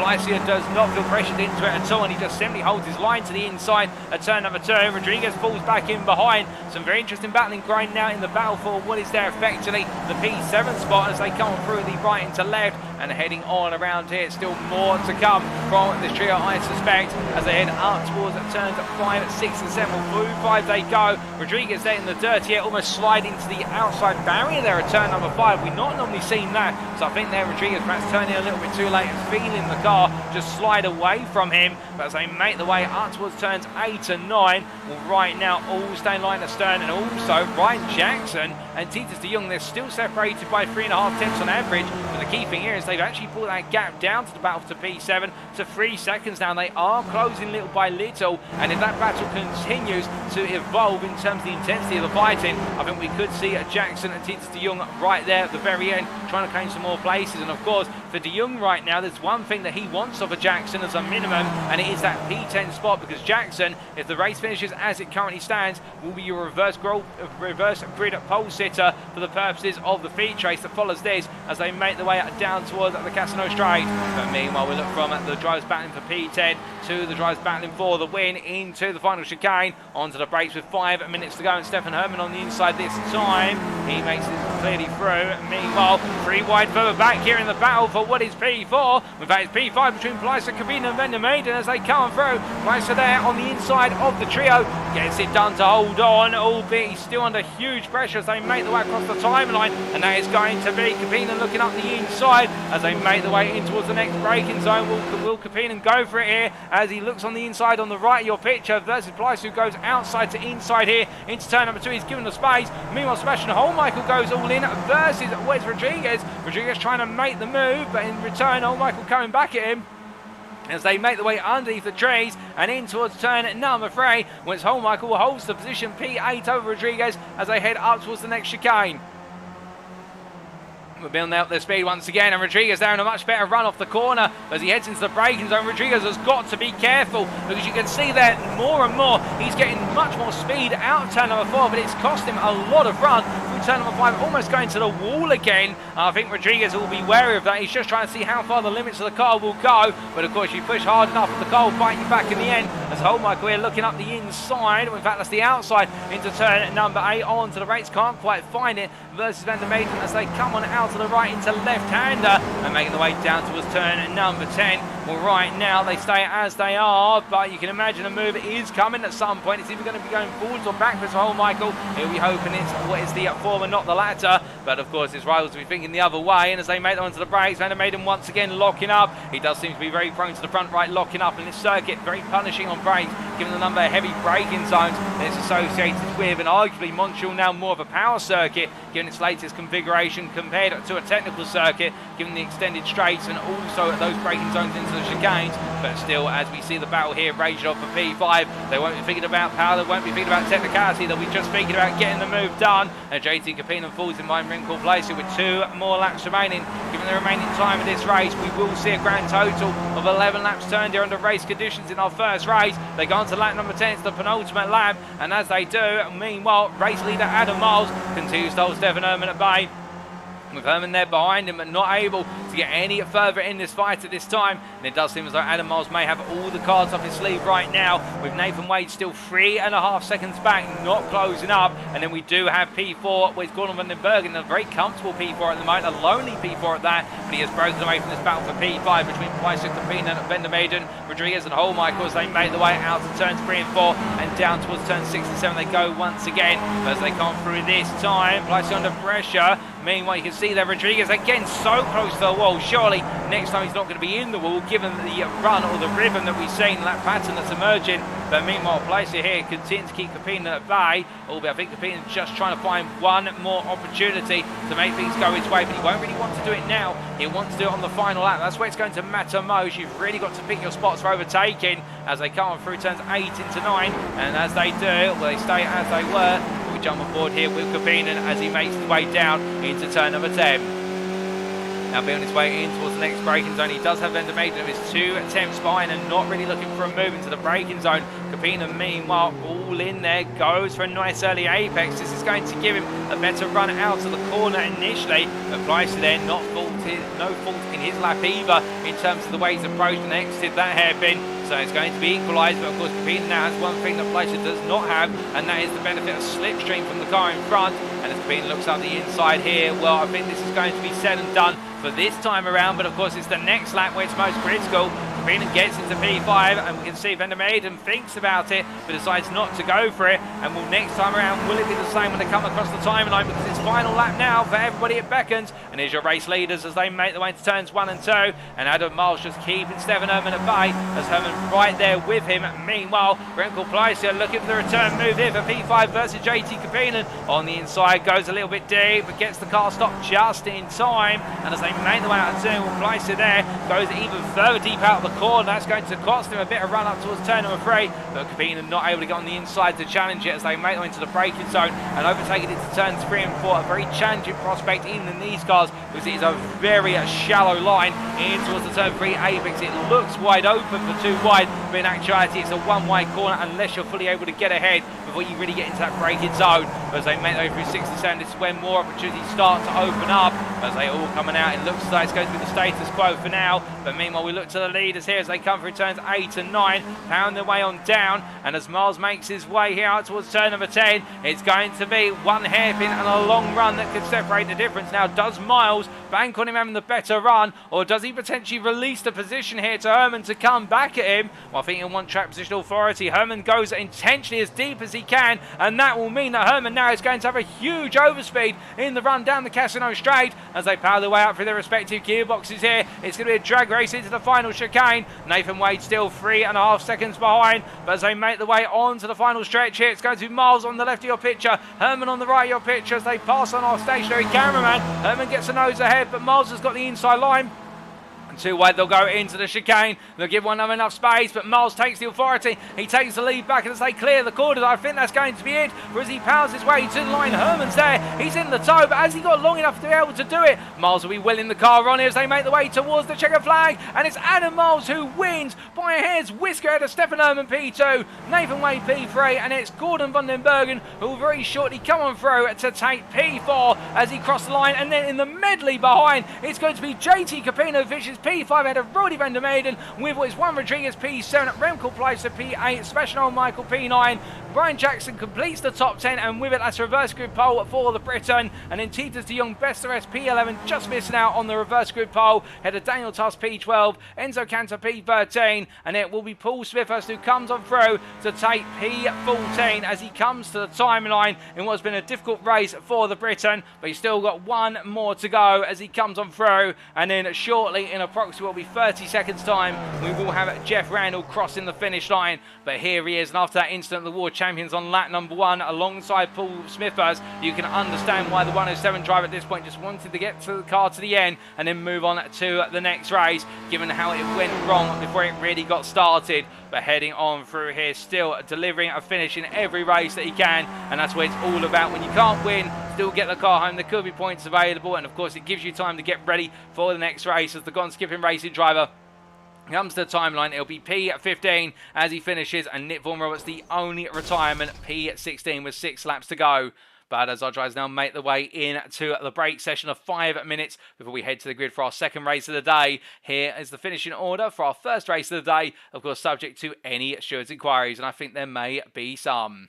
But as we can see, Adam Miles in the end taking the win in the round 15 sprint here in Montreal in the 2023 Skip Barber Challenge Trophy, brought to you by Gone Skipping Racing and sponsored by Musical Money, and taking the win only by 200ths in the end over fellow privateer Steffen Herrmann. Nathan Wade at P3 there, rounding off the podium, and another podium finish to add to his lengthy line of them, but not quite in the hunt for the top 2. With Gordon van den Bergen just missing out on the podium, but the Sickhead Racing driver really the best of the rest in terms of the field and the charge for the top 10, and taking the P4 position comfortably. 3 seconds clear of JT Capinen, the privateer holding off the complex group of Roddy van der Maiden, Juan Rodriguez, Remco Pleister, Sebastian Holmichael in the hunt for 5th place. But meanwhile, the STN driver Roddy van der Maiden is showing great racing spirit to battle hard for P5, but P6 was where he would finish ahead of Juan Rodriguez, the Firebird Sim Racing driver, and a special congratulations to Juan Rodriguez for coming from P16 to finish P7 and find himself right in the hunt for P5 at the end, and ahead of RT Racing's Remco Pleister with Sebastian Holmichael P9, and then Ryan Jackson completing the top 10 and will be a reverse grid pole sitter for the second race of the day that's coming up shortly. Titus de Jong P11 there, best of the rest for RT Racing, head of Daniel Tufts with Enzo Cantor after that early instant in the freeway battle between himself, Miles and Hermann, seeing him finish P13, and then Paul Smithhurst P14 ahead of Jeff Randall for Gone Skipping Racing, and then our one and only retirement, Nick Vaughan Roberts, and it all ended after 2 corners for Nick Vaughan Roberts, retiring with 6 laps to go, and indeed for Vaughan Roberts that will be classified as they did not finish, but still he'll be starting from the very back of the field in the second race of the day. And what can he do starting from P16? If Rodriguez can finish P7, can Vaughan Roberts do the same, or perhaps go even further? That will be the change that will be set to him. But as our drivers do take a brief breather, of course, and get themselves cooled down, what a first race we have had in here in Montreal, with the fact that the Circuit Gilles Villeneuve definitely delivering, but also we did get to see a couple of rather hairy moments for our drivers coming through at the chicane preceding at the Wall of Champions, and what it did happen to claim 2 drivers in particular in the form of Smithhurst and Randall. And as Vandenbergen makes his way up towards turns 8 9, taking to a rather lonely circuit at this time. I think Vandenbergen just trying to get some more practice in and hoping to try and repeat what he was able to achieve in the first race of the day in terms of that P4 finish with at least another top 5, if not be on the podium. But of course, he'll be starting P7 and he will have a little bit more pressure in terms of trying to cut his way up through the order in the second race. As meanwhile, Daniel Tufts also heading on round. And Daniel Tufts, of course, after making some early gains, that contact between himself and Rinkel Placer, well, not Rinkel Placer, I apologise, Roddy van der Meijden, I should correct myself too, coming down into turn number 2, upsetting the rhythm of the 34 driver. But again, Tufts always showing it doesn't matter where he starts on the grid, he'll be battling for a top 5 finish come the end of it. And well, he's going to have his work cut out to be starting outside the top 10. But then again, you never know where the Ghost Racer driver may finish come the end of it. As Adam Miles also leaves the pit lane, and I think Miles right now getting his head down and getting set to try and make it 2 wins out of 2 and continue that streak of wins that dates back to the double last week. When Miles can do so, he won't be able to close up too drastically to Nathan Wade, but it will push him into P2 in the championship ahead of Steffen Herrmann. And Hermann in the pit lane right now, I think working with the strategists to understand what can they do in order to stay 1 step ahead of what is Miles and indeed Nathan Wade come the finish in this feature. With 1 minute to go and our drive's now almost set, we're going to take a brief sip of water. We need a 40-minute feature coming up, and do let us know what you think would be the right thing to do in the feature race. Do you think it's going to be the undercut or the overcut that's going to be more beneficial to our drivers?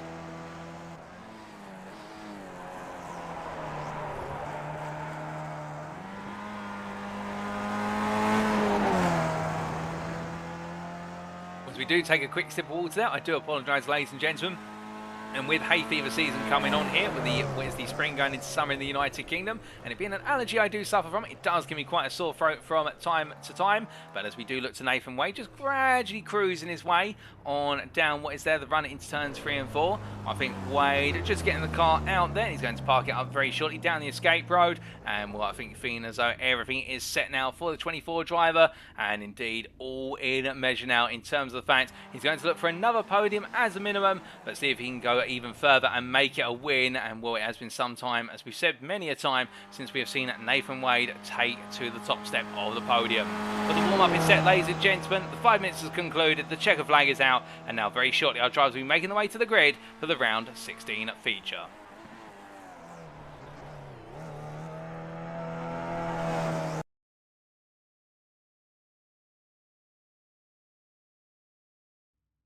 And as our drivers make their way onto the grid, this is how they'll line up for our second race of the day. It is going to be Ryan Jackson who takes pole position, reverse grid pole for the privateer, and he's joined on the front row by Sebastian Hallmichael. RT Racing's Remco Pleiser starts off our second row, joined in a P4 by Juan Rodriguez for Firebird Sim Racing. And then we do have on the third row STN's Roddy van der Meijden, joined by JT Capinum. On row number 4, it's Circuit Racing's Gordon Vandenbergen, who has Nathan Wade for company, and completing the top 10 on the fifth row, it's Steffen Herrmann and Adam Miles. Behind them, on row number 6, it'll be Titus de Jong for RT Racing, who has Daniel Tufts, the privateer, starting P12. And then on what is our final 2 rows of the grid, we have Enzo Cantor and Paul Smithhurst on row number 7, followed up by the pairing of Jeff Randall for Gone Skipping Racing and Nick Vaughan Roberts, who starts P16. Last but not least, and do keep in mind, of course, he may start last, but that's not where he's going to be expected to finish come the very end of it, because, of course, the recovery potential for Nick Vaughan Roberts and Jeff Randall very high, and we have seen already what Ron Rodriguez was able to do from the back of the grid, and can they emulate and perhaps go one step further than what he was able to do from P16 to P7. But we'll find out all that some more very shortly, ladies and gentlemen. We've got 1 minute to go before we go racing, and as we look down to the closer circuit cameras here, well, all our drives are set. We are just waiting for a couple more to make the way onto the grid itself. And it's looking a bit sparse at the moment, but I think our drivers just making some final setup tweaks to the car. Indeed, going from their sprint to their endurance or their feature race setups, and then they'll be all set. But as they get ready to go, of course, a little bit of trivia for you, knowing the Montreal circuit. If you didn't know, the Montreal circuit is home to the longest Formula 1 race that's ever occurred, with the race spanning 4 hours, and I do believe that was the 2012 Formula 1 Grand Prix, as won in the rain by Britain's Jenson Button. But a little fact there if you didn't know it. But as our drivers get ready to go, they're all on the grid, and we are now only 5 seconds away from the lights out procedure.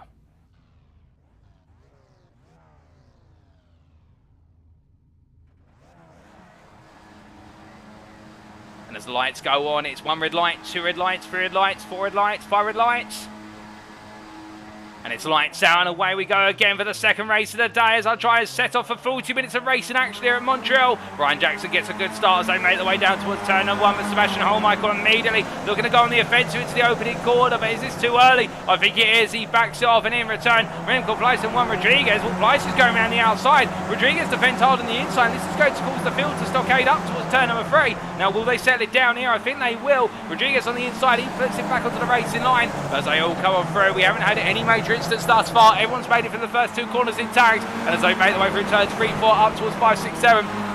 All drivers here in long line astern as they break their way into the second chicane, and as they do, you look a bit further back, we see Paul Smith first here, looking up the inside potentially at first, it's Titus de Jong, but he's got Enzo Cantor trying to pick his way through as well. It's going to be a bit of an aggressive defence here from Smithers, who wants to go on the offense, but Cantor's got other aspirations as they make their way on down. In fact, Cantor on the inside already. Smithers tries to squeeze as they make their way into the underpass. Very close between the turn, but I think Cantor's going to have the move here as Smithers may just have to let it go as they break the way on in, and Enzo Cantor moves into P13 as they come on out and down towards the turn 10 hairpin. But as they come on through it, Nick Von Roberts had a slow start compared. It's a mistake for Remco Pleiss. He's gone round, and with that he's collected. I do believe that is Juan Rodriguez who's gone around, and we also had a couple of other drivers who've gone round as well, and that's difficult for all of them. But as they bring themselves back together, will now bring themselves back on the throttle, and well, what exactly went wrong there, we'll try to dissect it very shortly. But as they bring themselves all back down towards what is turn number 13,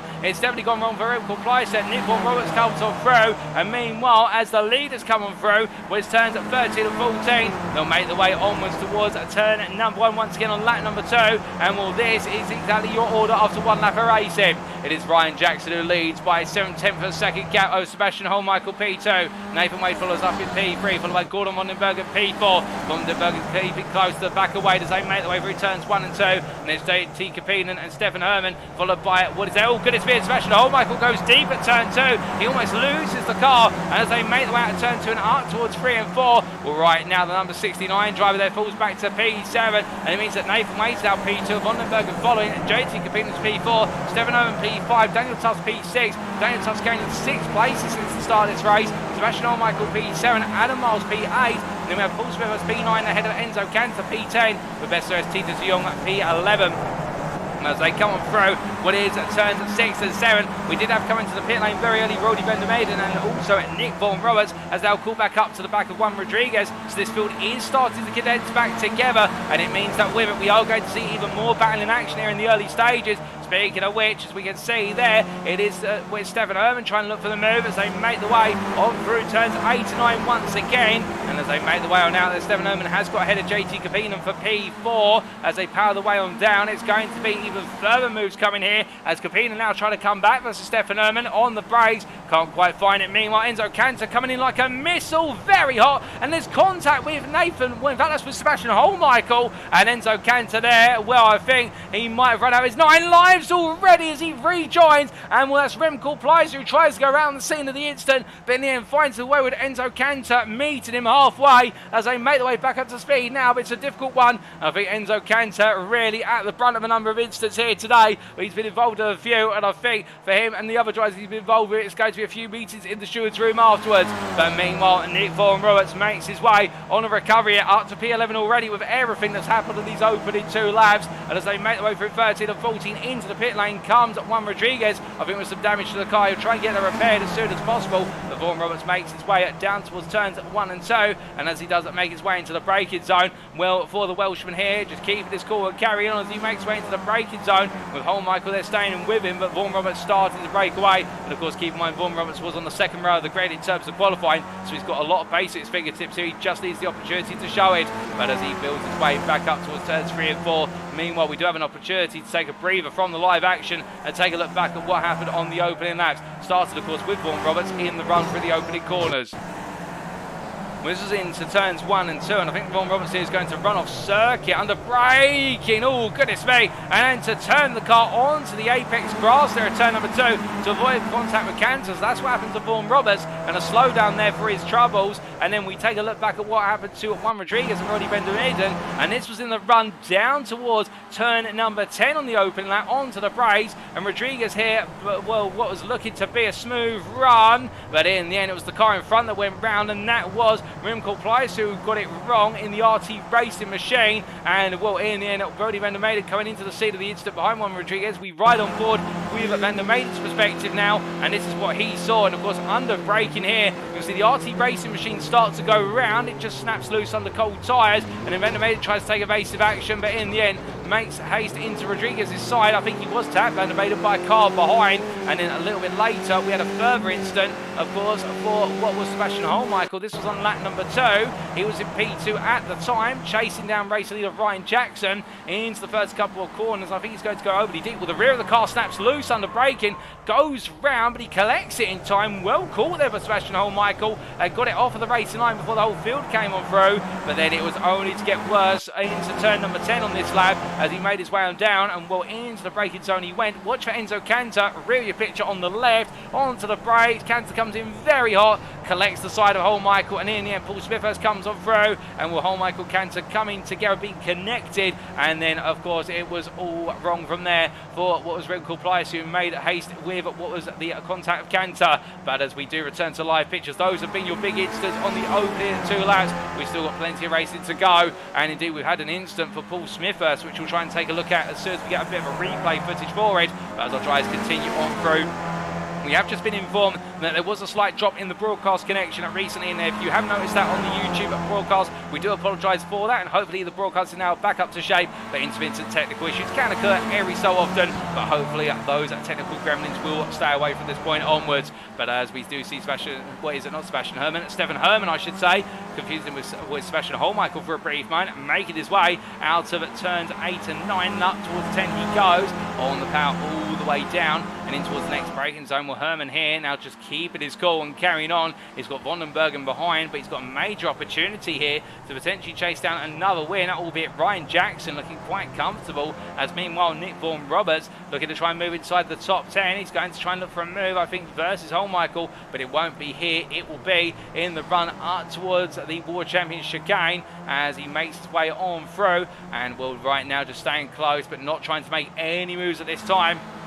And as we look back up to the battle for P4 between JT Kapinen and Adam Miles, well, that's going to be Miles on the inside, cuts back to the racing line. Kapinen just simply tucks on in, and we now are starting to move into the more strategic part of the race, which is the fuel saving regard, whereby our drivers will now be trying to sip the fuel off of one another. Albeit Adam Miles has previously talked about the fact fuel saving for him is not really a major concern, normally just going all in, enjoying the racing, and then trying to perhaps sip some fuel a little bit later on in his second stint. As they go through turns 1 into 2, he's at the head of the train now, and his next target will be to catch up to Vondenbergen, who is 1.3 seconds ahead.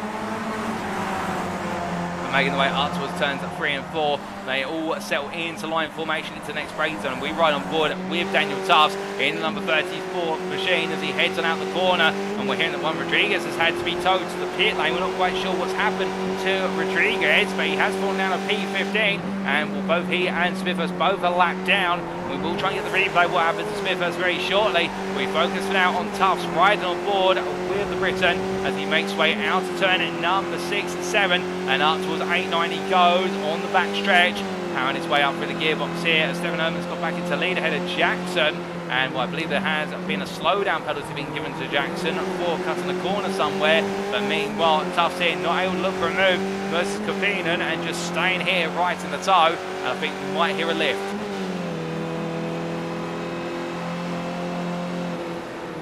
A little bit of a lift off there before the braking zone for turn number 10. So Tufts at the moment trying to save some fuel, and I think give himself every opportunity in order to go back on the attack later on in this race, perhaps by doing the undercut. Alternatively, just simply spending less time in the pit lane and jumping is a bunch that they all pit at the same time. But as we go from the onboard with Daniel Tufts to looking back up to the leaders, we'll hear it Steffen Herrmann with Brian Jackson, Gordon Vondenbergen together. The trio all now salivating that prospect of the lead, but in return, of course, they're all having to measure this gradually by simply managing their pace from corner to corner.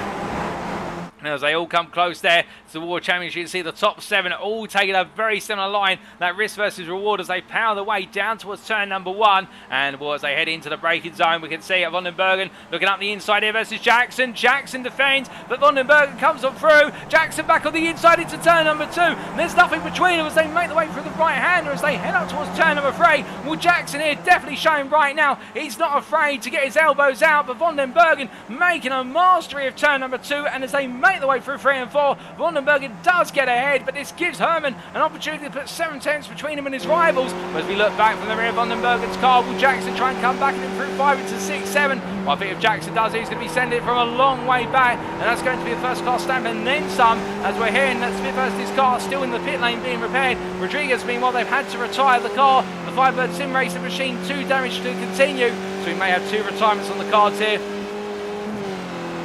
As meanwhile, Vandenbergen holding on to P2. Jackson there with him, but Vandenbergen has nailed this as they make their way out of the chicane and onwards towards turn number 10. But powering on down. Meanwhile, Jeff Randall here tucked in behind. What is Titus de Jong, and Randall have gone skipping racing, trying to make a further recovery. He's gained 6 places since the start of this race, having started P15, but he wants more than this. We know that Randall moving for top 5, so that's his minimum target in each and every round of racing. But as he comes down towards turn number 10, staying behind Titus de Jong, and these guys currently with 6 seconds over the back of JT Kapinen, and therefore the top 7 beckons, but it is a long way away as Smithhurst leaves the pit lane. He's got the car repaired after his 6 minutes of repairs for Paul Smithhurst. It puts him 2 laps down, but he's still carrying on. He wants to get to the end of this race and also get that finishing reward in terms of if there's any points available. But as we see it, Randall here staying right behind Titus de Jong, powering the way up towards the final chicane here and onto the brakes very shortly. Well, Randall sweeps in and gets ahead, and de Jong does not fight it. But Randall into the pit lane, he decides to go early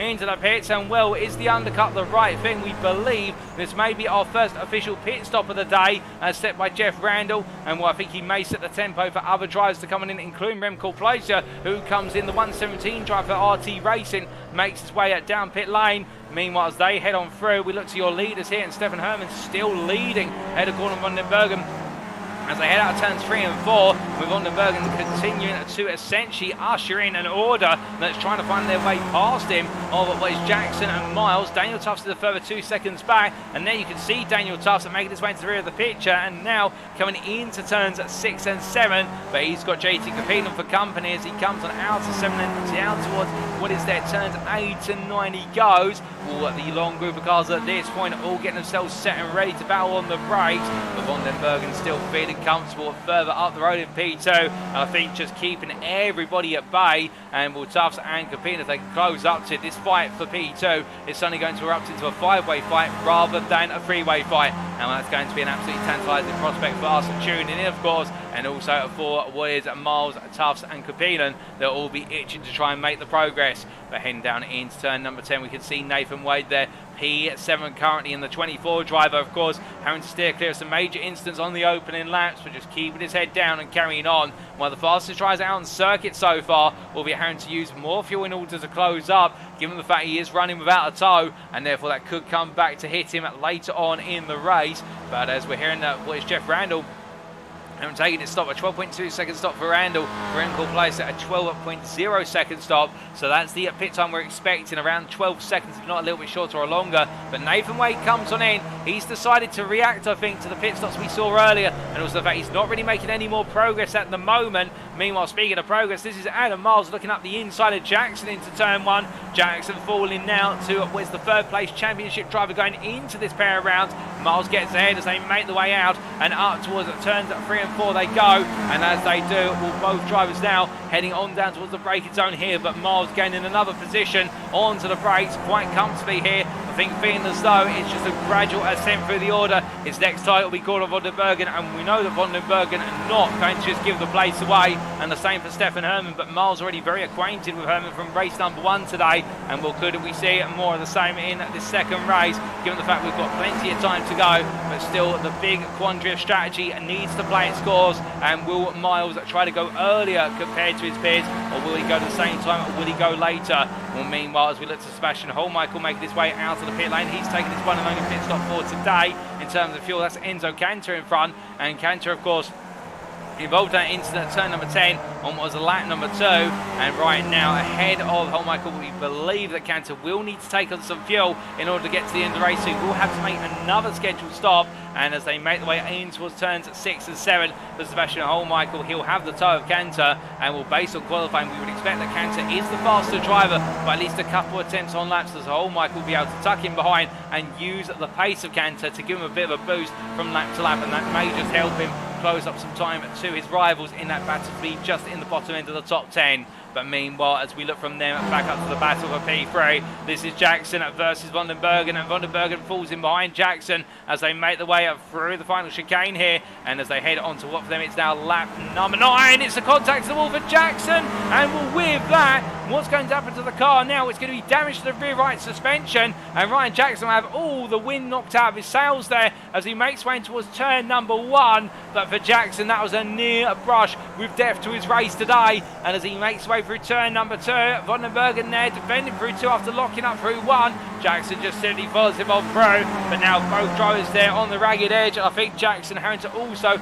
deal with a car that may not want to point in a straight line as comfortably. Meanwhile, further behind, Tufts versus Capine, and Daniel Tufts still ahead of the Finn as they make their way out of turn number 4, and now up towards 5, 6, 7 they charge, and Capine just staying close. I think hoping that Tufts can pull the pair of them up towards Jackson, given that Jackson's exploits quite recently. But as they make their way through turns 8 to 9, I think if Capine can't get closer as a result of Tufts over the next couple of laps, then he's going to have to think about changing the strategy and potentially going for an undercut here in order to give himself some clear air, because you can see Capine ever so close in the tow as they make their way into turns 8 to 9 and just not able to make any more ground.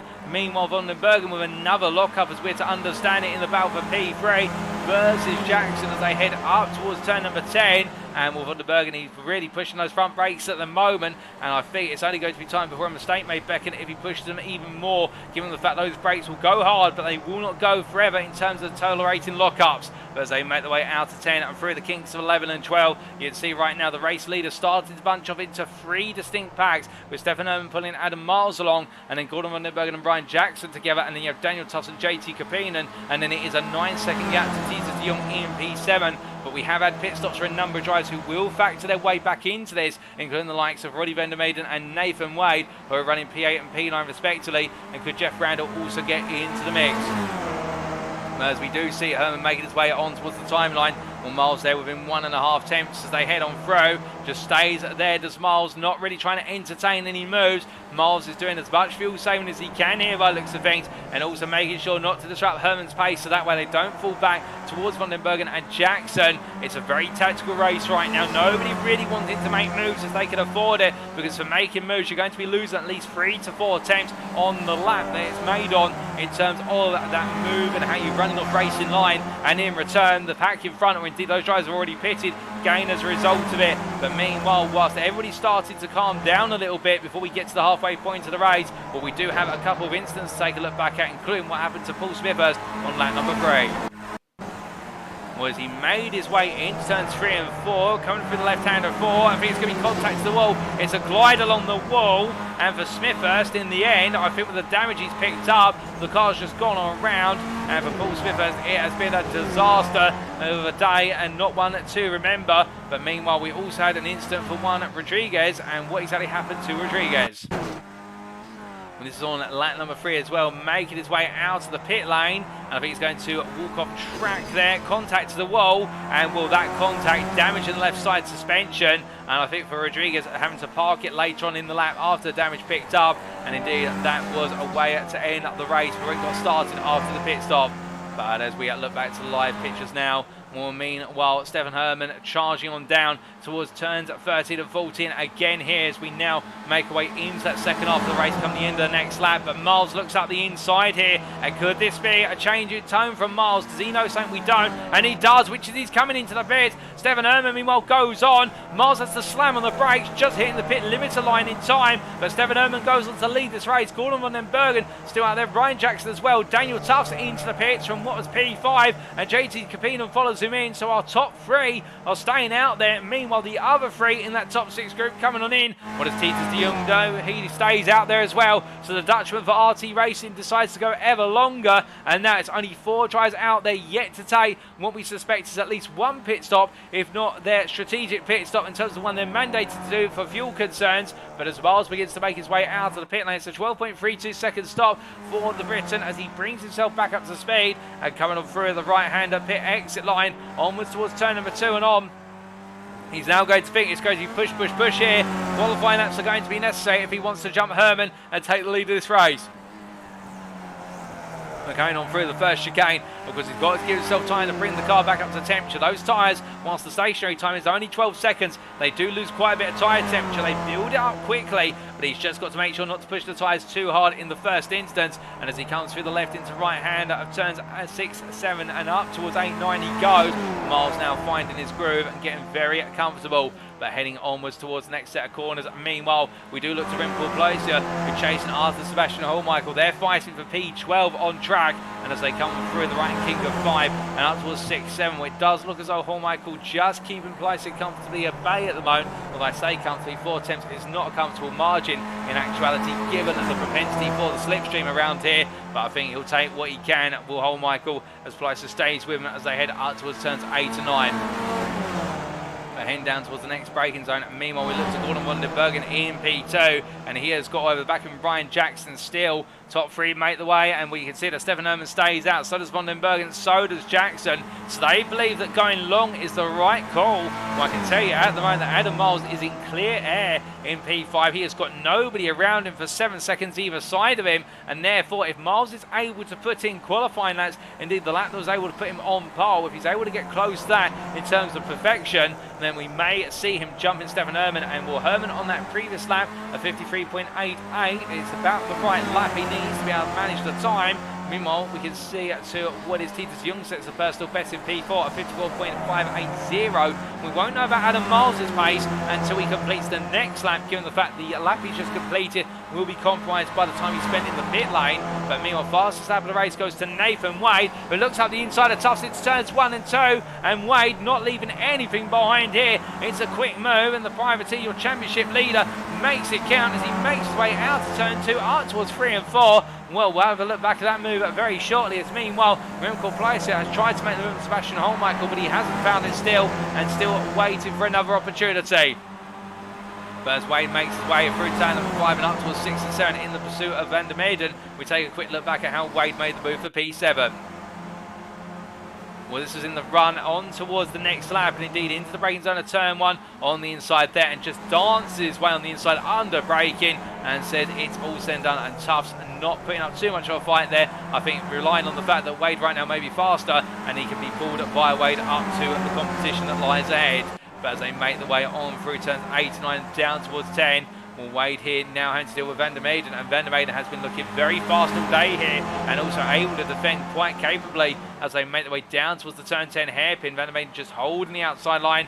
Wade there tucking out. I think Wade's sending the message, which is, I don't want to fight you aggressively, I just want to make the move when the time's right for both of us. And will Van der Meijden get the hint, or will he start to defend in the run down the Casino straight? Well, no signs at the moment, just sits in the middle of the road. Wade follows him, so does Tufts, as they head onwards through the kink of 12. And will now Wade looking up the inside, as meanwhile we've had Jackson and Van der Bergen switch places, and we'll keep eyes on that. But we can see Daniel Tufts coming on through, Van der Meijden not fighting this, and will Tufts is going to be tucking in behind Wade. So the trio there make the exchanges needed, and as they head on to another lap, this is all I think to try and gain time. I think Daniel Tufts there has been given an opportunity to clear Van der Meijden, given that Van der Meijden didn't want to disrupt the momentum of the group. But Tufts and Van der Meijden very similar on pace compared to one another, and I think Tufts just simply saying, well, if you're going to leave the door that wide open for Wade, don't mind if I do, as they come through turn number 2.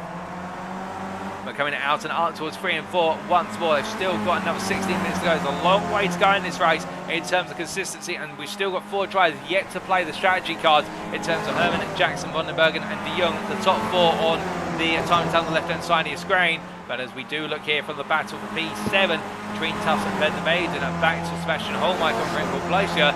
Well, quite recently Remco Placer has found his way past Holmichael, and this time he's made it count, and this is how he got the job done. as they're making their way on down the Casino Straight. Pleister pulls out to the inside versus Holmichael as the camera turns on around, and into the braking zone they went. And as they did, Holmichael there, I think just lifting out of it and wanting to follow Pleister on through rather than battling him too hard here. They are 8 seconds off of Enzo Cantor, but I think the logic they're both applying here is that they're going to be fighting at the end of the race, or particularly for Holmichael, he just wants to stay out with Pleister at the moment and then come back at him come the final lap.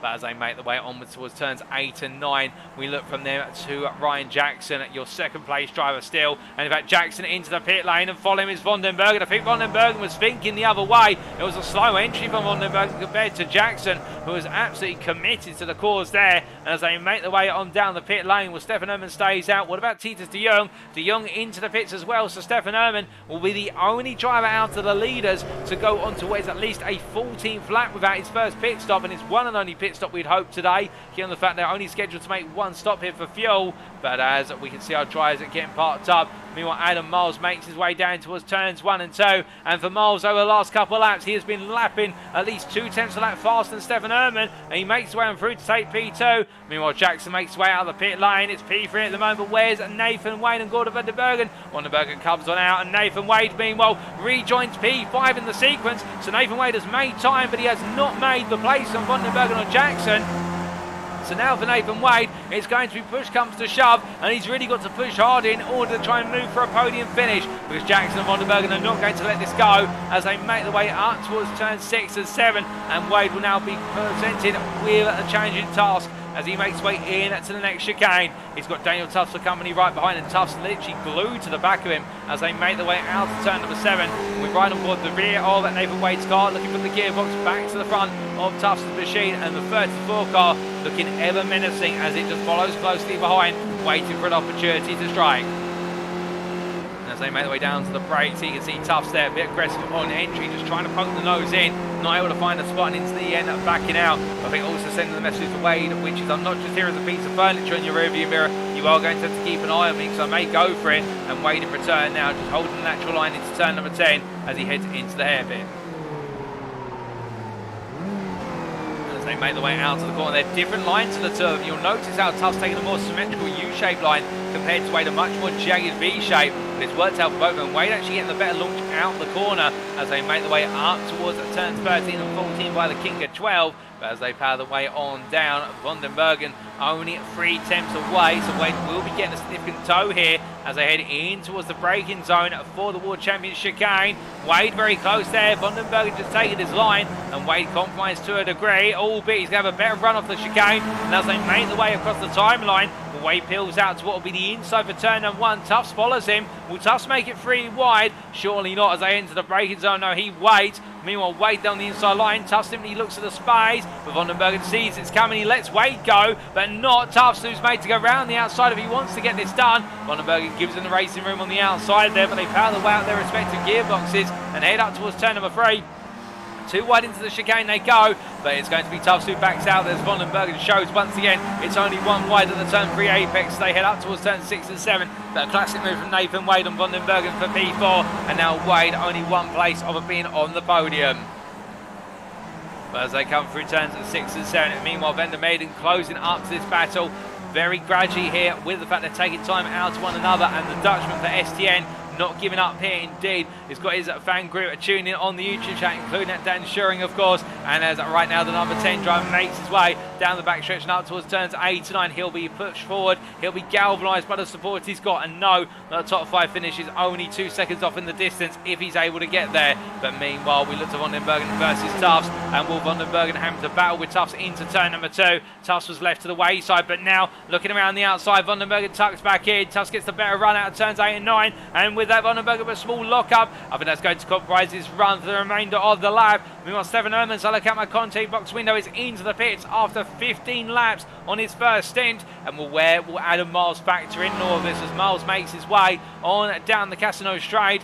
Meanwhile, Hermann in his pit box almost. He's just about to park up into it. And Invicti's just reached it now, so they're servicing the car. Miles makes his way up towards the timeline. It's a long run to turn number 1. It feels like an eternity in these machines, but then it suddenly hits you. And meanwhile, Hermann still being serviced as he's got his stationary time. It's a 13.75 second stop for Hermann. Miles was a whole second faster. And as Miles makes his way through turn 2, Hermann is nowhere to be seen. Here he is eventually, but the key thing is Steffen Herrmann comes back out in P2 and a long way off of the race leader by 5 seconds. Nathan Wade, meanwhile, ahead of Jackson here as he makes his way up towards turns 3 and 4. He's made the move on Jackson. We'll take a look back at how that was done very shortly. But Wade now into a podium position. His next time will be Steffen Herrmann, and it's a 2-second gap. And I think Wade can close that down. But Herrmann just not with a fast stop at all.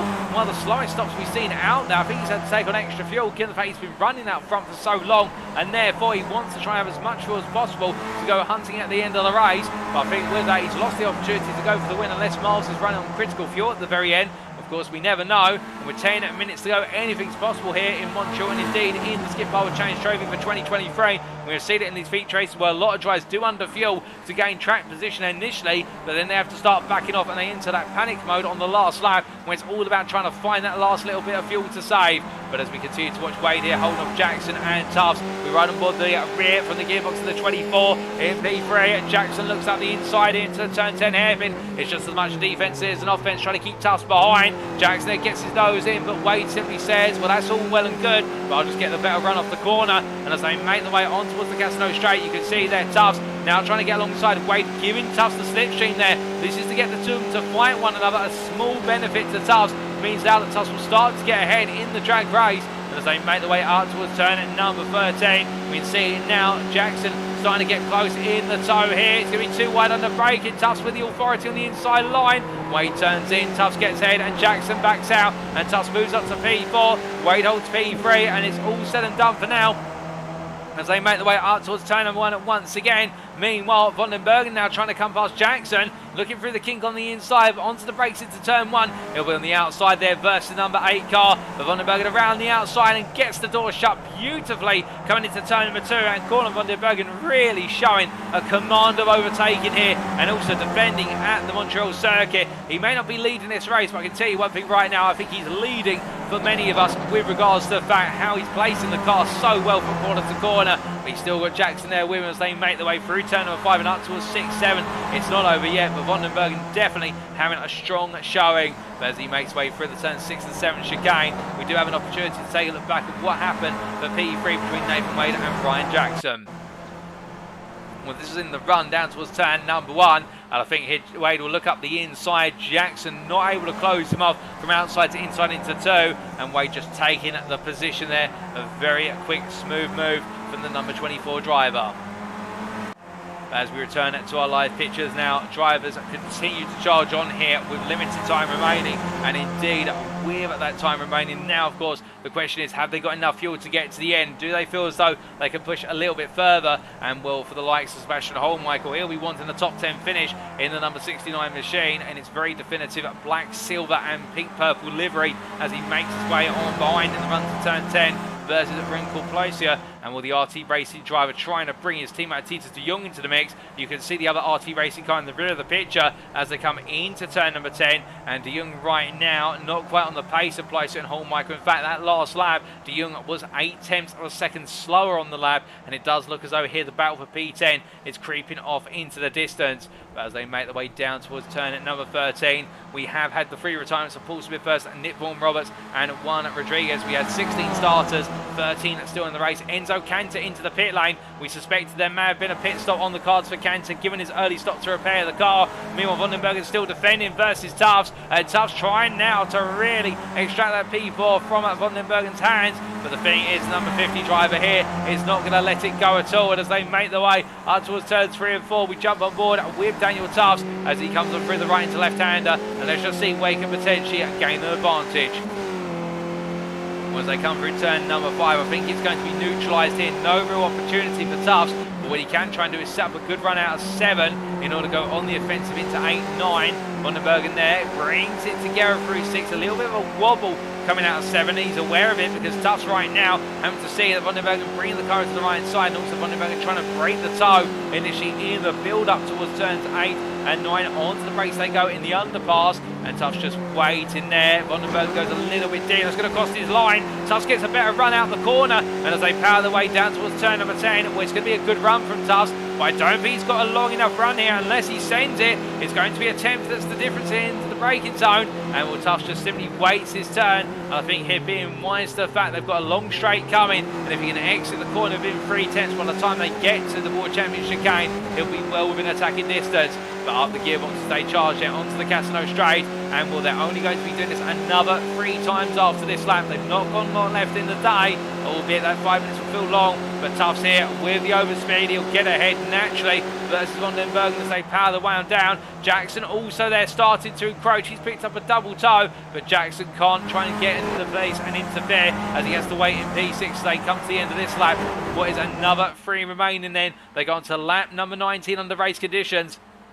As they head on down, we can see their Tufts with the 2 drivers of Van den Bergen and Jackson both salivating at the prospect of trying to make a move on him. But Tufts there braking nice and late into 1, gets the car stopped just in time, and will Van den Bergen and Jackson go as late as they possibly could. But Tufts finding the absolute limit of the braking zone into turn number 1. He won't want to go any deeper than that. I think if he tries to next time around, the car is going to end up going to the grass or the infield of turn number 2. But as they come through turns 3 and 4, again inseparable they are as they make their way out. We ride on board and look back here from Tufts' machine as he comes through the right-hander of 5 in towards the next braking zone. And well, you can see that Jackson looking for a move versus Van den Bergen. Van den Bergen defends for a brief moment to say to Jackson, you can wait your turn, you're not going here, I've got business to sort yet with Daniel Tufts. And with Tufts here, I think, hoping that these two start to battle one another further and take time with one another and give them the opportunity just to run away with things. But whilst the trio here are yet to run away from one another, I can tell you race leader Adam Miles is 5.1 seconds clear of the field. He is running away from Steffen Herrmann gradually, albeit Hermann is setting the fastest laps of the race at the moment in terms of relative time for 53.39 for Hermann versus Miles at 53.52 on the previous lap. But then again, when you've got a 5-second gap, a 10th or 2 is not going to cut it. But as we can see here, Van den Bergen goes deep, takes a very aggressive braking approach into the turn 10 hairpin. Jackson follows him, but Tufts gets a much smoother exit off the corner. Van den Bergen now will get the better run out, albeit he's going to be a long way away. But of course, this run down the backstretch, a very long run indeed, and therefore Van den Bergen will be there. Tufts thinks about defending. I think he's of 2 minds here. Should he defend or should he just let this go? Well, Van den Bergen's going to make his mind up for him, which is just let it go as they head into the chicane. And we're on the inside line there. Tufts didn't back out completely. He's made Van den Bergen's line a bit more compromised. And as they make their way to the penultimate lap here, well, now Tufts will have an opportunity to strike back, albeit, of course, will it be worth it this time versus the final time around? That's the question that only he can answer as he looks up the inside into turn 1. Van den Bergen stays on the outside to inside run to 2. Can't quite make it count, but as they make the way on out, meanwhile, Sebastian Hohlmeier has found his way past Rinkel Pleister for P9 in the run into the chicane, but will he still be holding it in the run through turns 1 and 2? I think he will. Sebastian Hohlmeier has got enough breathing room there, enough time of day to simply take the race in line rather than having to worry about going offline to defend. As he comes out of turn number 2, Hohlmeier putting in a very good showing today in terms of battling to be inside the top 10. 2 very strong drives from him, and we expect plenty more from the number 69 driver in the remainder of the season. He really is going from strength to strength. But meanwhile, we look from him back to Van den Bergen here, who's had a poor run by comparison with Tufts coming out of turn 7. And as he does, Jackson here now will find an opportunity in the outside. Van den Bergen will get his elbows out here into the turn 8 chicane. But as they come on through, Jackson goes too wide all the way through, bounces off the curve. Van den Bergen gives him the space. A small grade steel wall there, well, not quite in fact. And as they make the way through, Ryan Jackson, well, it's an unconventional way of doing it, but he gets it done for P5 as they make the way down towards turn number 10. And on to the brakes they go, on through a lock up there for Daniel Tufts. And that's going to cost him a 10th or 2 on corner exit. But as they head up towards turn at number 13, well, right now it's going to be Jackson versus Van den Bergen. As meanwhile, I can see there in the YouTube chat, Zaudi cheering on Nathan Wade. And as they make the way on down towards turn number 13, Wade right now, he's gone purple on this lap in terms of the sector one. He is pushing on. He's the fastest man on circuit as of the previous lap. He's got a 1.2 second gap to close down versus Steffen Herrmann. He wants another P2. He wants to make sure that he's always gaining places, but another race win is definitely not on the cards here unless Adam Miles makes a mistake as Miles goes on to the final lap of racing today. And I can tell you one thing about Adam Miles, he doesn't make mistakes, or if he does, they are so minuscule we never notice them. But meanwhile, we look back to the battle for P4 and Tufts and Jackson. And Jackson right now all over the back of Tufts, but Van den Bergen has fallen away, and I believe there's been an incident for Van den Bergen, and we can get a replay of it. In fact, it's coming up immediately. And this is what happened to Gordon Van den Bergen. He was chasing after Jackson into turn 13, slides loose there and has to ride over the sausage curb and gingerly goes over it in order to protect the suspension of the car, but that puts him out of contention for P4. We return to your live pictures here, ladies and gents. Closest battle on circuit on screen in the battle for P4 between Tufts and Jackson. Jackson much smoother in approach there to the chicane of turn 6 and 7 compared to Tufts.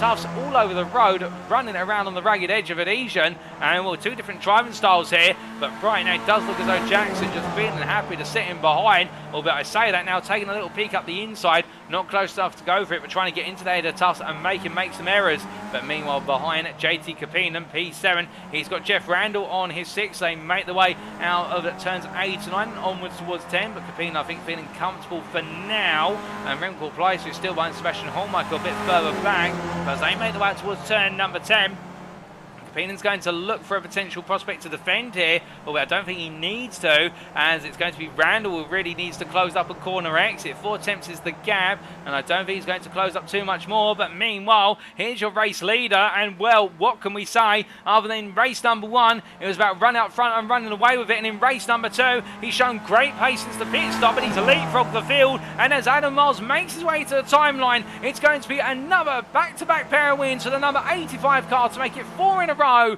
with Steffen Herrmann 4.5 seconds back, coming across line P2, holding off Nathan Wade to the line, Wade finishing P3, and it will be Daniel Tufts P4 in the end, ahead of Ryan Jackson P5, with what will be Gordon Van den Bergen shortly coming on through for P6. We see him in the rear of the camera shot. Jeff Randall has found his way past JT Kapinen on the run to at the World Champions chicane to take P7, Kapinen P8, and then it'll be Remco Pleiss who very gradually comes to line. I think he's run out of fuel. He's very low on fuel as Remco Pleiss, and I think with that Titus de Jong will take the place of his teammate for P9, Pleiss P10 for RT Racing, and then Sebastian Hollmichael will be best the rest P11 with a late mistake costing him dear, and it will be P12 for Roddy van der Meerden, head of Enzo Cantor P13. Last but not least, all of our finishers on the lead lap, and we did have the 3 retirements of Paul Smithhurst, Nick Vaughan Roberts and Juan Rodriguez. But meanwhile, we do take a look back to what happened to Sebastian Hollmichael on the final lap. And this was in the run down towards the final chicane, battling side by side with Titus de Jong. Onto the brakes they went. Oh, could it be? And it was a bit of contact between the two of them, and Hollmichael in the end being turned towards the wall. We do take another look at what happened there from the onboard from Sebastian Hollmichael, and we're ahead initially, but you're going to see very shortly Titus de Jong on the inside. And that's Remco Pleiss, I should correct myself, it's Remco Pleiss in the contact, and will Hollmichael be in turn, and Pleiss, I think, arguing that it was close but firm and fair racing, and well, I think it may be chalked up as a racing incident between the two of them as they did go too wide into the chicane. But that's the racing complete, ladies and gentlemen, here today in our second race of the day, and well, here are the results, subject to any steward's inquiries. Adam Miles taking the win in the end in the number 85 car by 4.5 seconds, making it 2 wins out of 2 in the round 16 feature race here in Montreal in Quebec of Canada. And then Steffen Herrmann run up once again, and with the number 11 driver carrying on that strong runner podium finishes. But with the results today, it will be Adam Miles who moves into P2 in the championship standings, just ahead of Steffen Herrmann if my mental mathematics is correct. P3 for Nathan Wade, the championship leader, doesn't drop a spot, but what he does do is finds himself missing out on wins once again, but still charging after Steffen Herrmann. I think if only he had one more lap, he could have potentially been looking for P2. Daniel Tufts P4 ahead of Ryan Jackson, and Tufts holding off Jackson to the line, with Gordon Van den Bergen at P6 for Sickhead Racing. A late mistake cost him dear in the battle for P5, but he'll take that P6 spot with glory. And then Jeff Randall P7 We're going skipping racing just ahead of JT Kapinen with the RT Racing pair of Titus de Jong and Remco Palacio completing the top 10. And then best the rest, Sebastian Hohlmichael, I think infuriated a little bit by the incident between himself and Remco Palacio through the final pair of corners on the final lap to P7 in race 1. It all unfolded very rapidly and in difficulty in the second race. But with that, ladies and gentlemen, those are your results from race number 2 here in Canada. And, well, we're not quite done just yet because, of course, we do have our post-round interviews coming up. And you've seen all the racing action from the broadcasters' cameras. But what did our drivers have to make of it in terms of the close-knit racing? Indeed, some absolutely brilliant overtaking moves and some battles of full intensity through places where you shouldn't perhaps overtake. We're going to hear about that and plenty more from our drivers very shortly. We're back in approximately 10 to 12 minutes' time. We'll see you soon.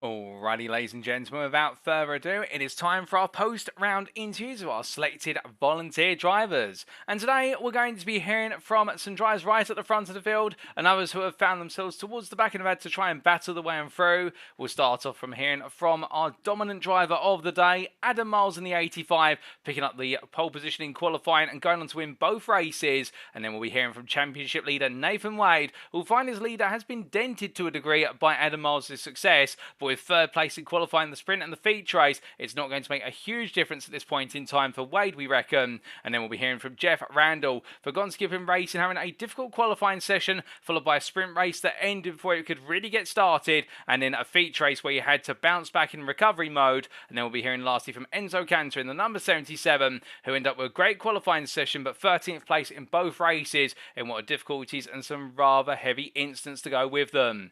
But as we get ready to start off our interviews, well, we do have Adam Miles readily available, and well, I do believe he does join me very shortly. In fact, he does join me now. Adam, welcome to you this evening, and well, what a day you have had in Montreal. Pole position in qualifying, and then back-to-back wins in both of the races. It must feel like an absolutely dominant day from yourself. Yeah, I mean, I can finally come into an interview and say that there was nothing more I could do. It was, yeah, it was a perfect 3 sessions. Can't ask for any more. Or indeed, perfection had been demonstrated by yourself, and it all started off with a qualifying session where it looked as though you were in control from the outset. Just take us through how it played out for you in qualifying. Yeah, so I think I came out in a sort of a trio with Enzo led us away. I think I was in the 2nd place and Nathan in 3rd. And we had a couple of laps sort of in that order, and I think set some pretty good times actually in those first couple of laps, but I didn't expect them to stay sort of session leading. But they did actually for quite a while. And as the tyres heated up, we obviously all got a little bit faster. I think I had a turn at the front, Nathan had a turn at the front, and then just towards the end of the session, I started a lap just behind Nathan. I think Nathan was behind someone else, so it was just a sort of a double draft for the end of the lap, and then I finished off the session dragging Steffen around. I think gave him P2 or P3, but yeah, it was all about the draft, and it just worked in my favour today.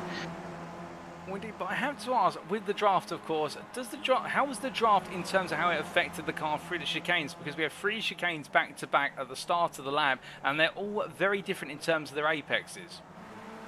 Yeah, nothing that I can ever detect, to be honest. I mean, I think the wings are mostly for show on these cars. They might provide a little bit of downforce, but I think unless they're physically broken, I've never noticed the sort of F1 style dirty air through a corner. So yeah, I had no problems following people tightly through the twisty bits. Well, in the end, taking pole position by just over 1.5 tenths, and then onto the grid for the first race of the day, the round 15 sprint. And it was a quick run to turn at number 1, but it looks like for some time you'd find yourself battling back and forth with both Steffen Herrmann and Nathan Wade. How did you plan for the race to play out? Was it about just trying to pull a small pack of cars away with you? Yeah. There was an area, a time early on where I think Steffen and I were first and second, and we swapped for a few laps just to try to get away from Enzo. I think it was P3 at the time, but he managed to sort of latch back onto us, and I think that was the group of 3 actually: myself, Steffen, and Enzo. Obviously knew how long the race was going to be, so didn't feel like I needed to make any moves too early. So sat in P3 and let them exchange first and second for a few laps, and then just a little bit of luck. I came down into the final chicane on lap I think 6 or 7, and just thought I'll put my nose up the inside of Enzo, sort of fake a move for P2, but had full intention of just backing out before the corner. I just wanted to see if I could put him off a little bit, and so it proved. He said in the chat afterwards he was sleeping, looked up, missed a braking point, and so he careened through that chicane sideways, just narrowly missed taking out Steffen on the way. So from that point onwards, it was Steffen and I, and so again, just another lull in the race from that point. You can't win here on any other lap other than the last lap. So happy to exchange places for a while, and then it was just all about that final run down to the chicane. Oh, indeed. And speaking of that final run, of course, needing to make sure you're leading at the right time. And how do you go through it in your head? It's almost, I imagine, like a game of chess in a way, in terms of you having to think 4 corners ahead, in terms of I need to be at this point behind this driver going onto this final stretch. Yeah, that's it. I've done a few official races this week, and found generally you need about 4 or maybe 5 tenths of a second coming out of the hairpin to be able to not have to defend the car behind. And I knew Steffen's a great driver. He wasn't going to give me half a second out of the hairpin, so I would prefer to be P2, but actually P1 can work if you fake a misshift coming out of the hairpin, lift off the throttle, and then just try and give the driver behind you, try and get him out alongside you and into the side draft as early on the straight as possible. And so although he got alongside and he got his nose ahead, I always had some overlap, and since I'd reserved the right hand side of the track, I was able to come into that final chicane about half a car length ahead. And I think he realised at that point that he wasn't going to be able to go around the outside of me, so he backed out and did the smart thing. He left me on a narrow line, and he focused on the exit, and so you probably saw the run to the line was a lot closer than I was expecting. I thought I got through there with good speed, but 17 thousandth of a second is still a win, so I'll take it.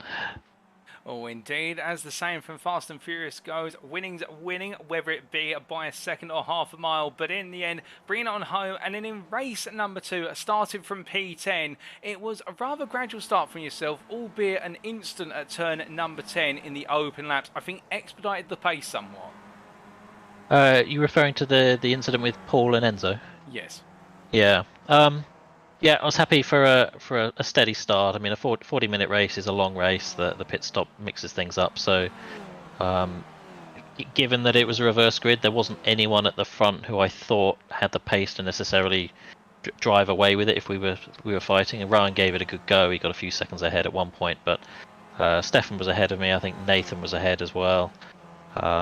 Yeah, that incident into the hairpin on lap 1, I saw that in my mirrors. I saw Enzo sort of duck his head out from behind Paul, and then lost sight of him on my mirrors. So I figured he must have been going deep. So just elected not to turn into the corner. Gave the incident on the inside plenty of space, and that gave me, I think, 2 or 3 pretty easy positions. And then after that, the tempo of the race seemed to change to a degree. I think you started to move a bit more into a strategic footing of choosing to pit quite early and then putting in some very fast laps to leap the field. Was that always going to be the idea, or did you improvise the strategy? I do like pitting early, and I'd calculated the earliest point that I could pit, but I think it was about the end of lap 6 or 7 would have been the first point that you could have pitted. So I was going to pit, but what I also wanted to do was have a very fast pit entry. I wanted to be able to keep the pedal nailed right through that final chicane and into the very high speed pit entry. But I think on the end of the lap 7 and 8, I had someone in front of me that would have meant I couldn't achieve that, and so I think I got past Daniel Tufts and maybe Ryan Jackson, which gave me P2, and I found myself about 1.1 I think behind Steffen, which so I thought, hang on, I've got the slipstream here, so I might as well use the slipstream while I've got it, get myself up behind Steffen, which I did, and then at the first opportunity where I was leading into that chicane ahead of Steffen, I just pitted effectively as early as I could while not compromising my pit entry. Well, indeed, it was a quick duck to the pit lane as you made your way into lead for a brief moment, and then after that, coming out the pits, clear air, no cars around you for at least 7 seconds, you went to work and put in some of the fastest lap of the race. Yeah, that was the plan. I was obviously keeping an eye on Steffen's times, and I could see I was doing times at least matching his, maybe 2 or 3, 4 tenths faster on some laps, so I knew unless he had a very good pit entry, pit exit, and sort of ins and out laps, then it was at least it was going to be very close coming out the pits. And I don't know if he had a slow stop or maybe didn't practice the pit entry and exit as much as I did, but I think his pit stop sequence was just a couple of seconds slower than mine. So I was a little bit surprised to come out 5 seconds ahead. I thought it was maybe going to be about 2. So it gave me some breathing room, and I had enough fuel to drive at full pace to the end. So yeah, I'm pretty happy. Oh, indeed, and come the checkered flag, taking the win in the end by what was 4.6 seconds at the line. A very different approach compared to the sprint race where it was only 17 thousandths, if that, but still a win is a win, and now making it 4 wins in a row. Well, how long can the streak continue, I have to ask? Where do we go next week? I think it's the full Nordschleife, isn't it? Indeed it is. Yes, that could be an interesting one. If there's someone else with me on the Dottinger Höhe at the end, then it's a lottery whether you'll even make it to the finish line. I've been involved in some 4 wides and 5 wides down that straight, and they don't always end well. So I'll be happy just to get some more wins, obviously. But if I can settle for some podiums, I think the P2 in the championship's looking pretty good at this point. Or indeed charging forward into P2 as of today, and well, whether you'll be able to keep it or not after the racing next time out, we'll have to wait and see. But just before we do let you go, Adam, is there anybody you'd like to give a shout out or a thank you to live on the broadcast this evening? I think today, just yourself. As I say every week, I love what you do and very much enjoy watching the broadcasts back, even though I know the results. So it's fantastic to do, and thank you for all you do. Well, it's my pleasure, Adam, and it's been an absolute pleasure to have you join me in the interview room this evening. Congratulations once again on an absolutely brilliant set of performances, pole position and both wins to go with it, and we do look forward to seeing how you get on in Germany in a week's time. Thank you. Have a great evening. So here and there from Adam Miles, our dominant driver of the day, and absolutely faultless throughout. And well, in qualifying, in his own words, perfection was the best way to describe it in terms of never got it wrong, not a single foot wrong on the lap, whether it was regards to hitting his apexes, the power onto the straights, or indeed finding the slipstream and find himself in the end on pole by 1.5 tenths. And that would translate into a close race number 1 and the battle between himself, Steffen Herrmann, and Enzo Cantor. But Cantor in the end being lulled into a mistake by Miles, taking a sneak peek up the inside, which was never going to materialise into a move. It would be a 2-way battle between Miles and Herrmann to the finish line. A drag race that would see them separated by only 17 thousandths, but meanwhile in the feature race, as we've been seeing some of the pictures in the background whilst interviewing Adam, it really was about just keeping out of trouble for the open laps, avoiding the incidents which did occur, and then once he could see the track in front of him and knew he needed to push, and pushed all the way to lead before coming into the pits and then putting the qualifying laps after pitting.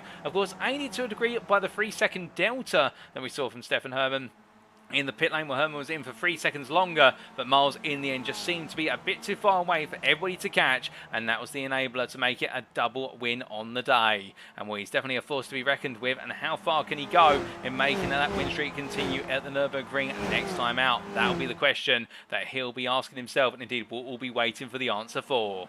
But as we come to our second interview of the day, we're now going to come to a championship leader and what is Nathan Wade to hear his thoughts today on what is a challenging perspective from Montreal, and well, indeed a third place in every session of the day, whether it was qualifying or indeed the sprint race or the feature race. As he gets ready to join us, it'll be interesting to hear his perspective on now that we can't call him Mr. P2 anymore. In fact, he has become Mr. P3 today. But as he does join me in the interview room now, Nathan, Montreal looked tough out there. The walls were ever close and whatnot, but it has yielded you one thing from today. You're no longer Mr. Second Place. Today you were Mr. Third Place, with third place in every session. Bit of a different feeling?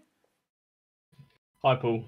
Yeah, I'm actually I'm happy. I'm a bit miffed that I've done P3 and got worse in the last 2 weeks, but overall, I'm actually happy with the P3. I think both the races I've driven today have been pretty poor. I've made quite a few mistakes, so I'm happy just to take the podiums, to be honest, because it could have been a lot worse. Probably halfway through both the races, I was quite way down in the pack, so it's been a good day. Oh, indeed, and we'll come on to the races shortly, but in terms of qualifying, we saw the back and forth between yourself and Adam Miles, with Steffen Herrmann also stepping into the mix. Looked as though, excuse me, lap time was always there, and it was coming as the session went on, but just not enough time to get that final ultimate lap. We saw you had to bail out on your final lap.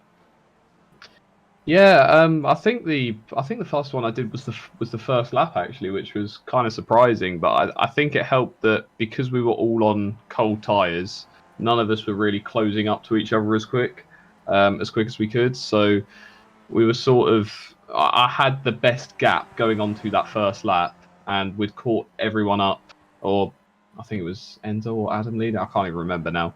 But we'd all sort of bunched up by the time we went over the line, so it gave me pretty much a toe the entire lap, a nice double toe the entire lap. So I couldn't really improve from then on, because I was leading and only in second in the pack, and you just kind of need that double toe, I think, which is what obviously Adam and then Steffen also got. But I was just making sure I was kind of in those first 2 rows, just so I'm up there, and no one can drive away in the races. Oh, indeed, and being up there off the line we saw in race number 1, it was a bit of a melee into the opening couple of corners, and you seem to be knocked about a little bit in the fighting through the opening 3 turns.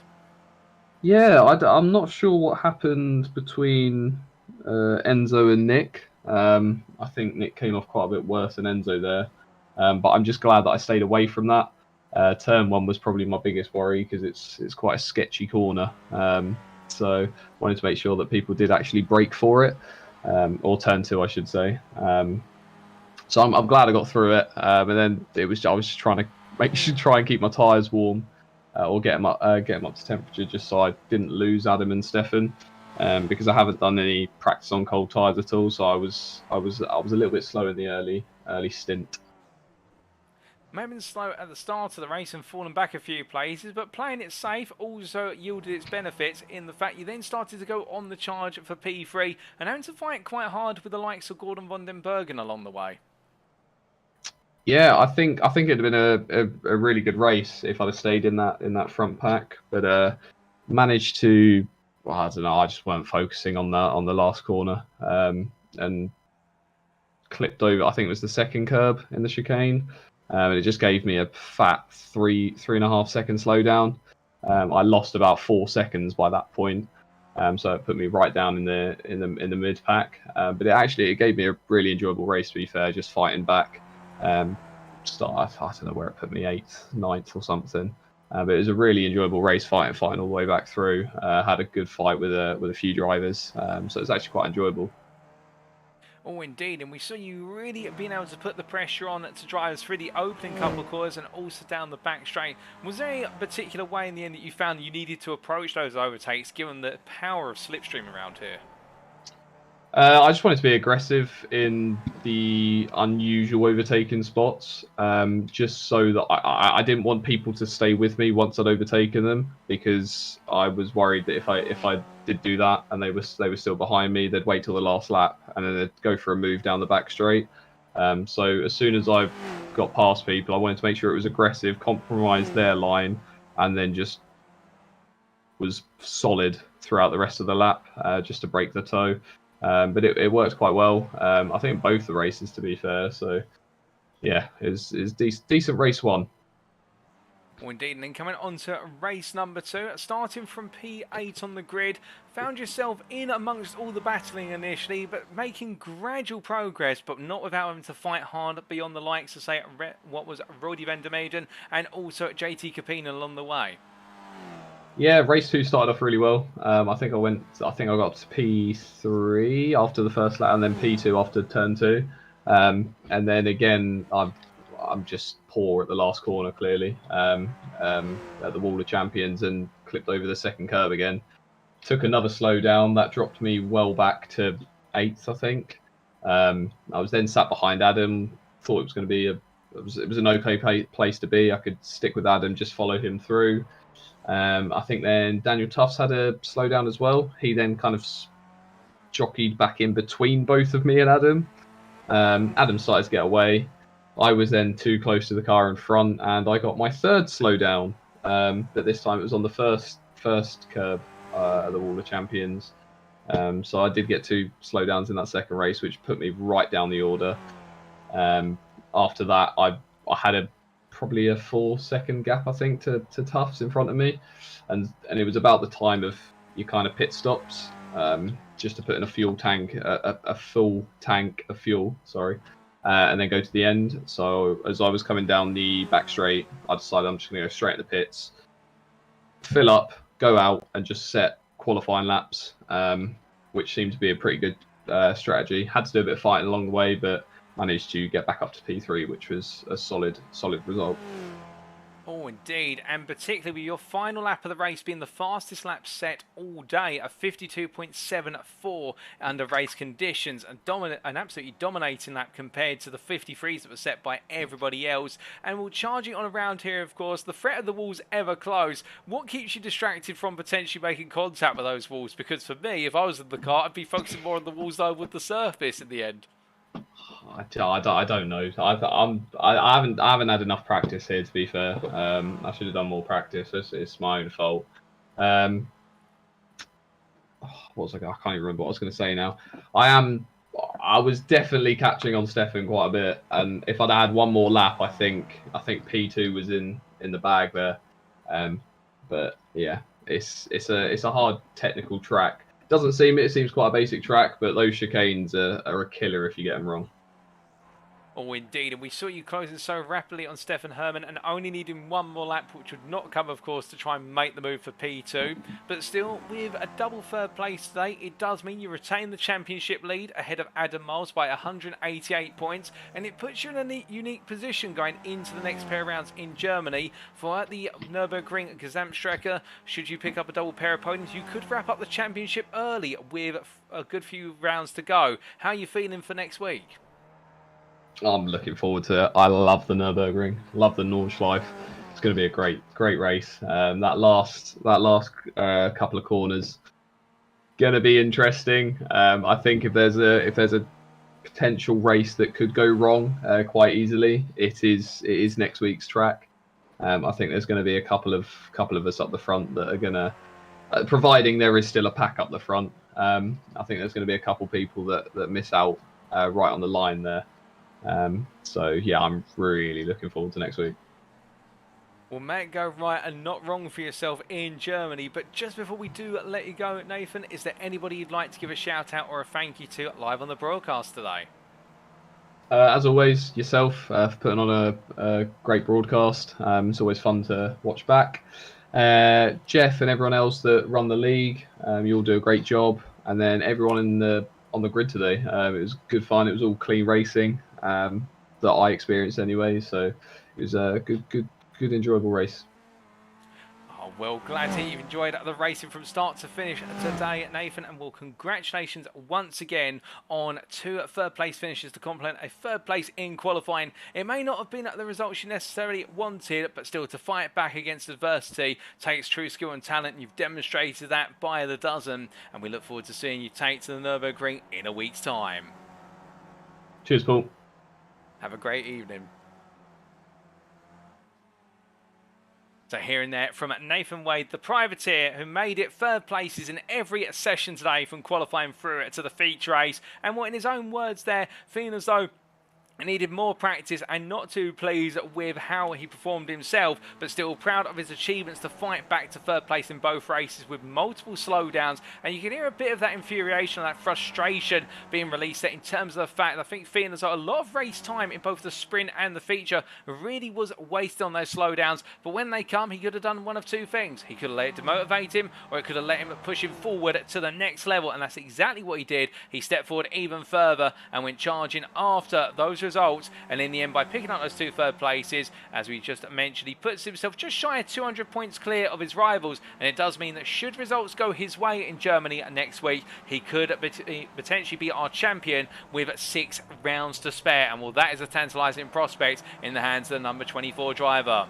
But as we get ready to go to our next interview, ladies and gentlemen, we go from our double podium finisher of today to a man who, of course, needs no introduction with regards to hosting the series, but perhaps needs an introduction with regards to how the results have gone his way today, and they haven't necessarily gone his way in the sprint race in particular, and that is, of course, Jeff Randall, the 107 driver. And as he gets ready to join us, we'll have to hear his thoughts on what has been a mixed day at the Montreal circuit.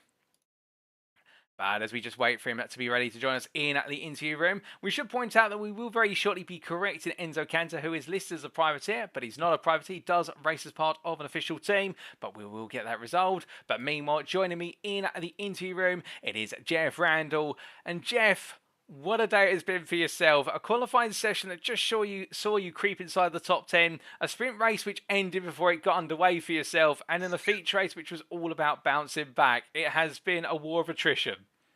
Yes, that's fair to say. I thought in the qualifying, I was about right for for how I've been doing. In the sprint race, I thought I'd take my brain out and pummel into the wall. I just completely missed my braking point, and I'm just relieved that I didn't take anyone else with me. I expect Ryan, who I went past on the straight coming up to the chicane, was laughing his head off as I went ploughing into the wall, but I just completely messed it up and got it wrong. It was pure amateur hour. Oh, goodness me. Well, we'll come on to your moment in the sprint race very shortly, but in terms of qualifying, we saw it was quite close in the bottom end of the top 10, that bottom half in particular, but Montreal being dominated by quite a bit of slipstream in the latter half of the lap and a very technical first half of the lap. What seemed to be the difference between yourself and where you've normally been in qualifying? Because we normally see you pushing for the top 5 or Okayama last week on pole position. Yeah, I mean, I think I was on for a decent lap, and then there was an incident coming up to the bridge where Enzo had pulled over to the left-hand side to let a load of cars past, and then the other 3 cars behind all had a bit of a moment trying to sort of... Well, we weren't expecting Enzo to be stopped there, to be fair. So if it wasn't for that, I think it would have been... quite possibly could have been up a bit further. But... I've just struggled in qualifying around this circuit this week, so I wasn't expecting much, to be fair. I can understand that, and with the struggles going into today, of course, qualifying, seeing you qualify P9, it was a relatively good start from yourself, despite the batting in front, and indeed we saw a bit of a coming together between some drivers, including Nick Vaughan Roberts. You're able to steer clear of the danger and make some early progress on lap 1. Yeah. I mean, the progress in lap 1 was okay, until I took my brain out. Oh, indeed, and it all went wrong at the Wall of Champions, and your name being added to the list of drivers being claimed by it. But there was a early retirement in race number 1, but race number 2, it was almost as if you turned over a new leaf. Yeah, race two is better. I thought, okay, let's just keep it sensible, keep it safe, and gradually made my way through the field. I think I made 8 places in race two, so went from whatever it was, 15th to 7th, I think it was. So yeah, in all, I was quite happy with that. Again, a couple of silly mistakes, which I think I could have been, if I'd have kept it sensible, I could have been top 5 or top 6. But I made a couple of silly mistakes. But yeah, happy with that overall.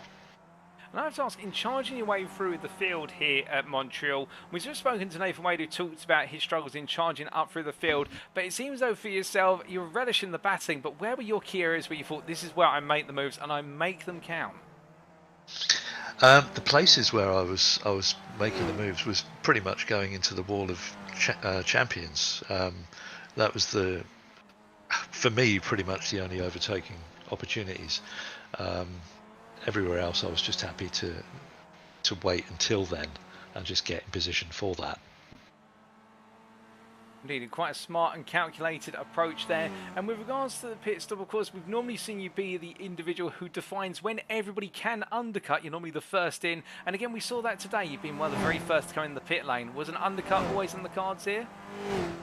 Yes, it was, and I cut it fine because as I crossed the line, I felt the first splutter from my engine, so it was pretty tight. But yeah, I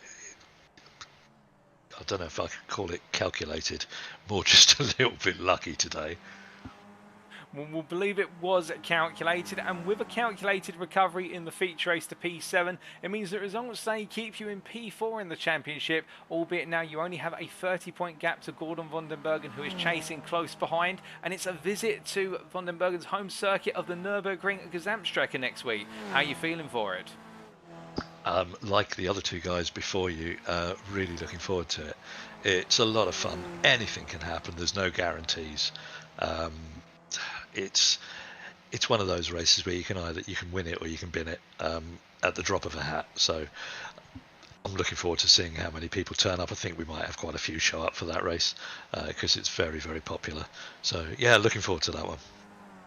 Well, we indeed look forward to seeing how you get on there in a week's time. But just before we let you go, Jeff, is there anybody you'd like to give a shout out or a thank you to live on the broadcast this evening? Well, yeah, thanks to you, Paul, for all the hard work that you put in. It's really appreciated. I think everyone really enjoys your broadcasts. And a quick congrats to Adam once again for another double win. Nice job, son. Well, I think Adam will appreciate that, and I do appreciate the feedback for yourself, Jeff. But likewise, it's been a pleasure to have you in the interview room, as always. Apologies it didn't quite work out in the sprint race, but still a great result from yourself in the feature, and we look forward to seeing you in Germany in a week's time. Great stuff. Thanks, Paul. Have a great evening. So hearing there from Jeff Randall, the 107 driver from Gone Skipping Racing, and in his own words, feeling as though it was all coming together in qualifying, and that P9 was likely the best that would come out of the car and what he was able to deliver. But the converse of that being that when it went into the sprint race, well, things unfolded very quickly, with a moment where the brain in his head just got switched off, and coming through the World Champion chicane, it was he who would make contact with the wall and see his race end in tatters. But he wasn't to be demotivated by that. He switched himself back on going into the feature race and charged his way into a P7 finish after an early pit stop, the first of the undercutters. And well, for Jeff Randall, if we know one thing, resilience must be his middle name, because he's able to recover from any situation and put himself back together to go hunting once again before the race is all said and done. And I think it's definitely going to be interesting to see how he gets on at the Nürburgring, because I think he may be one of those drivers who could spring some surprises and potentially be the race winner come the end of it, given his stubbornness not to give in when the chips are up. But with that, ladies and gentlemen, we come from our third interview to our final interview of today. And we're going to be hearing from very shortly SRC Movano Racing's Enzo Cantor in what has been a day of difficulty potentially with 2 major incidents. But at the same time, I think he's enjoying the racing all the same. And as he gets ready to join me in the interview room, well, we'll get to hear his perspective on how things played out. But we are just waiting for the heads up from him to say he is good to go over interview. In fact, I think he is now ready. He does join me in the interview room. And Enzo, as you join me now, Montreal has not been too kind to you. A great qualifying session, but 2 races that saw you finish P13 after early instance. How have you felt about today? Uh, well, I have to be honest. I'm not happy at all. But the fact is that I took out some other drivers, and I'm not happy for that. I have to say sorry. Have to apologize because it was my rookie mistake. So starting from the beginning, well, even if it's not my favorite track, I don't like it particularly. But I saw in the practice session that I was the fastest with Adam, so I was expecting a nice qualifying session. But with open qualifying, so it's like a chess game. No, in some tracks you can be able to do a very fast lap, staying in front of the train during the opening session, but here it's not possible, and I had 4 or 5 cars behind me in the qualifying session that were all faster than me because I had no draft and they all had draft. So, as Joe said before, I left brake in the straight because I want to let them pass and ruin their lap. It worked. I didn't kill anyone, but I ruined their lap. But and I tried to push at the finish, but I did a big mistake in turn 2, and I lost 2 tenths. So I could start in third, but well, I think it was 6, and it was good for me. Then at the start, a net code with the Vogel Roberts, so no, my fault. And then when I was going with Adam and Steph in 3, we were going away from the field. Well, sincerely, I was thinking, what a boring race, because we had only to wait till the last lap in order to battle and decide to win. So I was lost. I was losing my focus. And in that moment, I saw Adam in my mirrors that was diving in before the wall of champions, and I was distracted, and I almost killed Steph. In the second one, unfortunately, I was still thinking about that one because it was a sure third place, but it was ruined from my distraction. And again, I was still thinking about that, and I think this is something that all drivers have to know. Never think about what happened before. You have always to look forward, uh, because of that, I was distracted again, and I tried an impossible move at the hairpin, ruining the race of other 2 drivers. So, not a good race, a good day for me. Oh, indeed, a difficult day for yourself, but it's great to hear how you're able to reflect on the instance that you're part of and own up to the mistakes you made, which is a key quality as a driver, even at the top level in the Skip Barber Formula Series. And, well, Montreal, of course, a circuit that you're not too pleased with in terms of the fact it's not your favourite circuit, but it was a circuit where you could make plenty of potential overtakes or at least slipstream battles. And after things had calmed down and whatnot, it looked as though you were gaining pace on the field.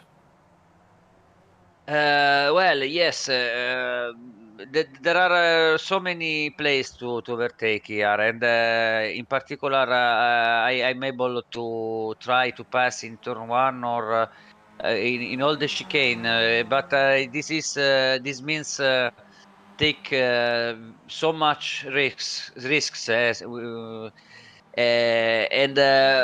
well. I was already in front in the first race, so I already did all the work I had to do. No, I had only to wait till the last lap because it would be useless to battle every lap till the end. But yes, this is well, an interesting track. Sometimes you can have fun battling with the draft, and but sometimes it's boring, and for me it was boring, but it's a problem for me. It's my problem, and it's not a problem of the track. So I have to stay more focused on my goal, and my goal will be to keep 2 podiums again, and I completely lost my goal. So this is the point.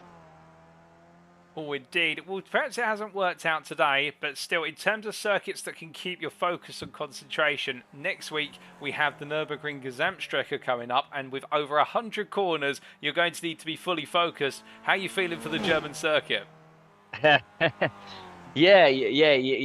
That circuit, there is the death in every corner. So yes, you have to stay focused all the race, and that particular kind of track helps you to be focused in every moment of the race. So I really like the track, but I think it will finish with 3 or 4 or 5 wide in the last straight in the last lap. So I think someone will die in the last lap.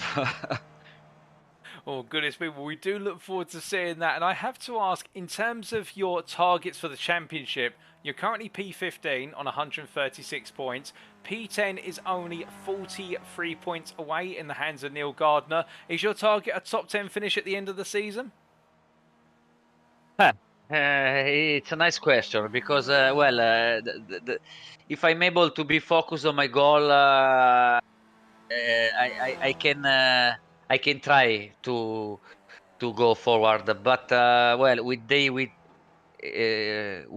in days as today,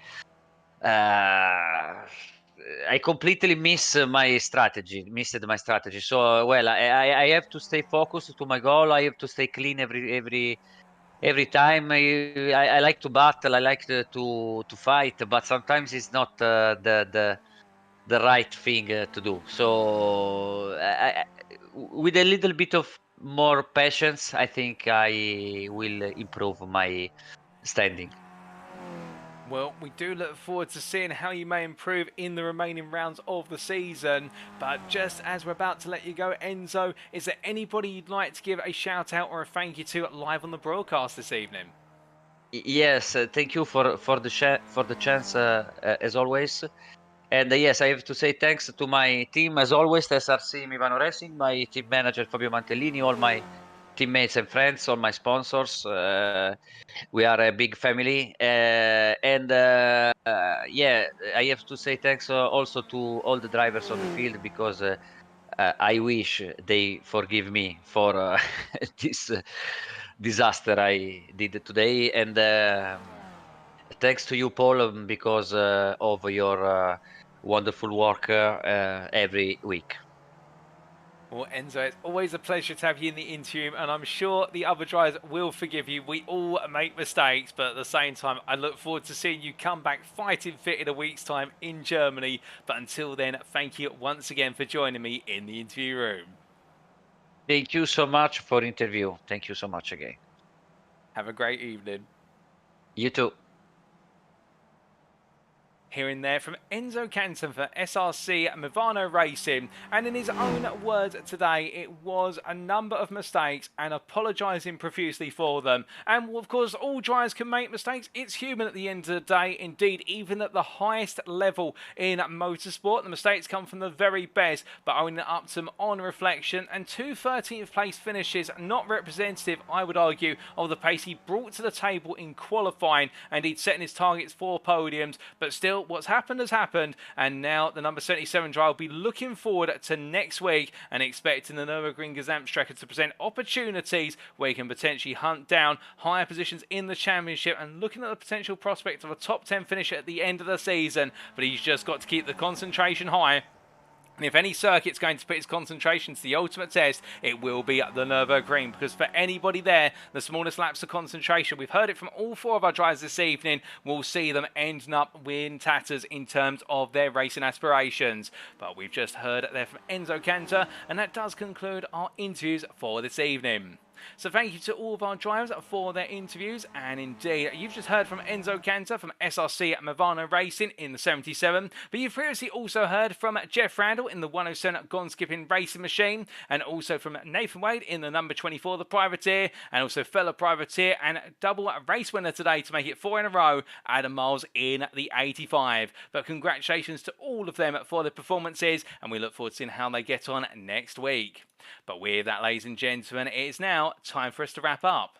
Thank you very much for watching, and if you have enjoyed today's show and you want to know more about the Skip Barber Challenge Trophy, perhaps you're sat there right now thinking that you'd like to be on the grid for the remainder of this season, or perhaps even for the next season. Well, of course, we're always open to new applicants, or if people just want to come along and say hello and talk to all the drivers and the organisers and get to know a little bit more about what makes the SBF 2000 machine or the Skippy tick, will do join us on the official Skip Barber Challenge Trophy Discord as hosted by Gone Skipping Racing. Invite link available on screen. We also like to take a brief moment to say thank you to our sponsors for this series, and that is Musical Money, their web address at musical-money.co.uk, and Musical Money, of course, the quick, easy and safe way to turn your musical equipment into money. And indeed, to the tune of money there at Musical Money, but it's going to be the tune of Flying Through the Eiffel Mountains for our drivers, as next week they make their way to Germany for the Nürburgring Gesamtstrecke, the full combined layout that brings together the Grand Prix and Nordschleife loops, and it'll be rounds 17 and 18 that play host our drivers there on Friday the 12th of May 2023.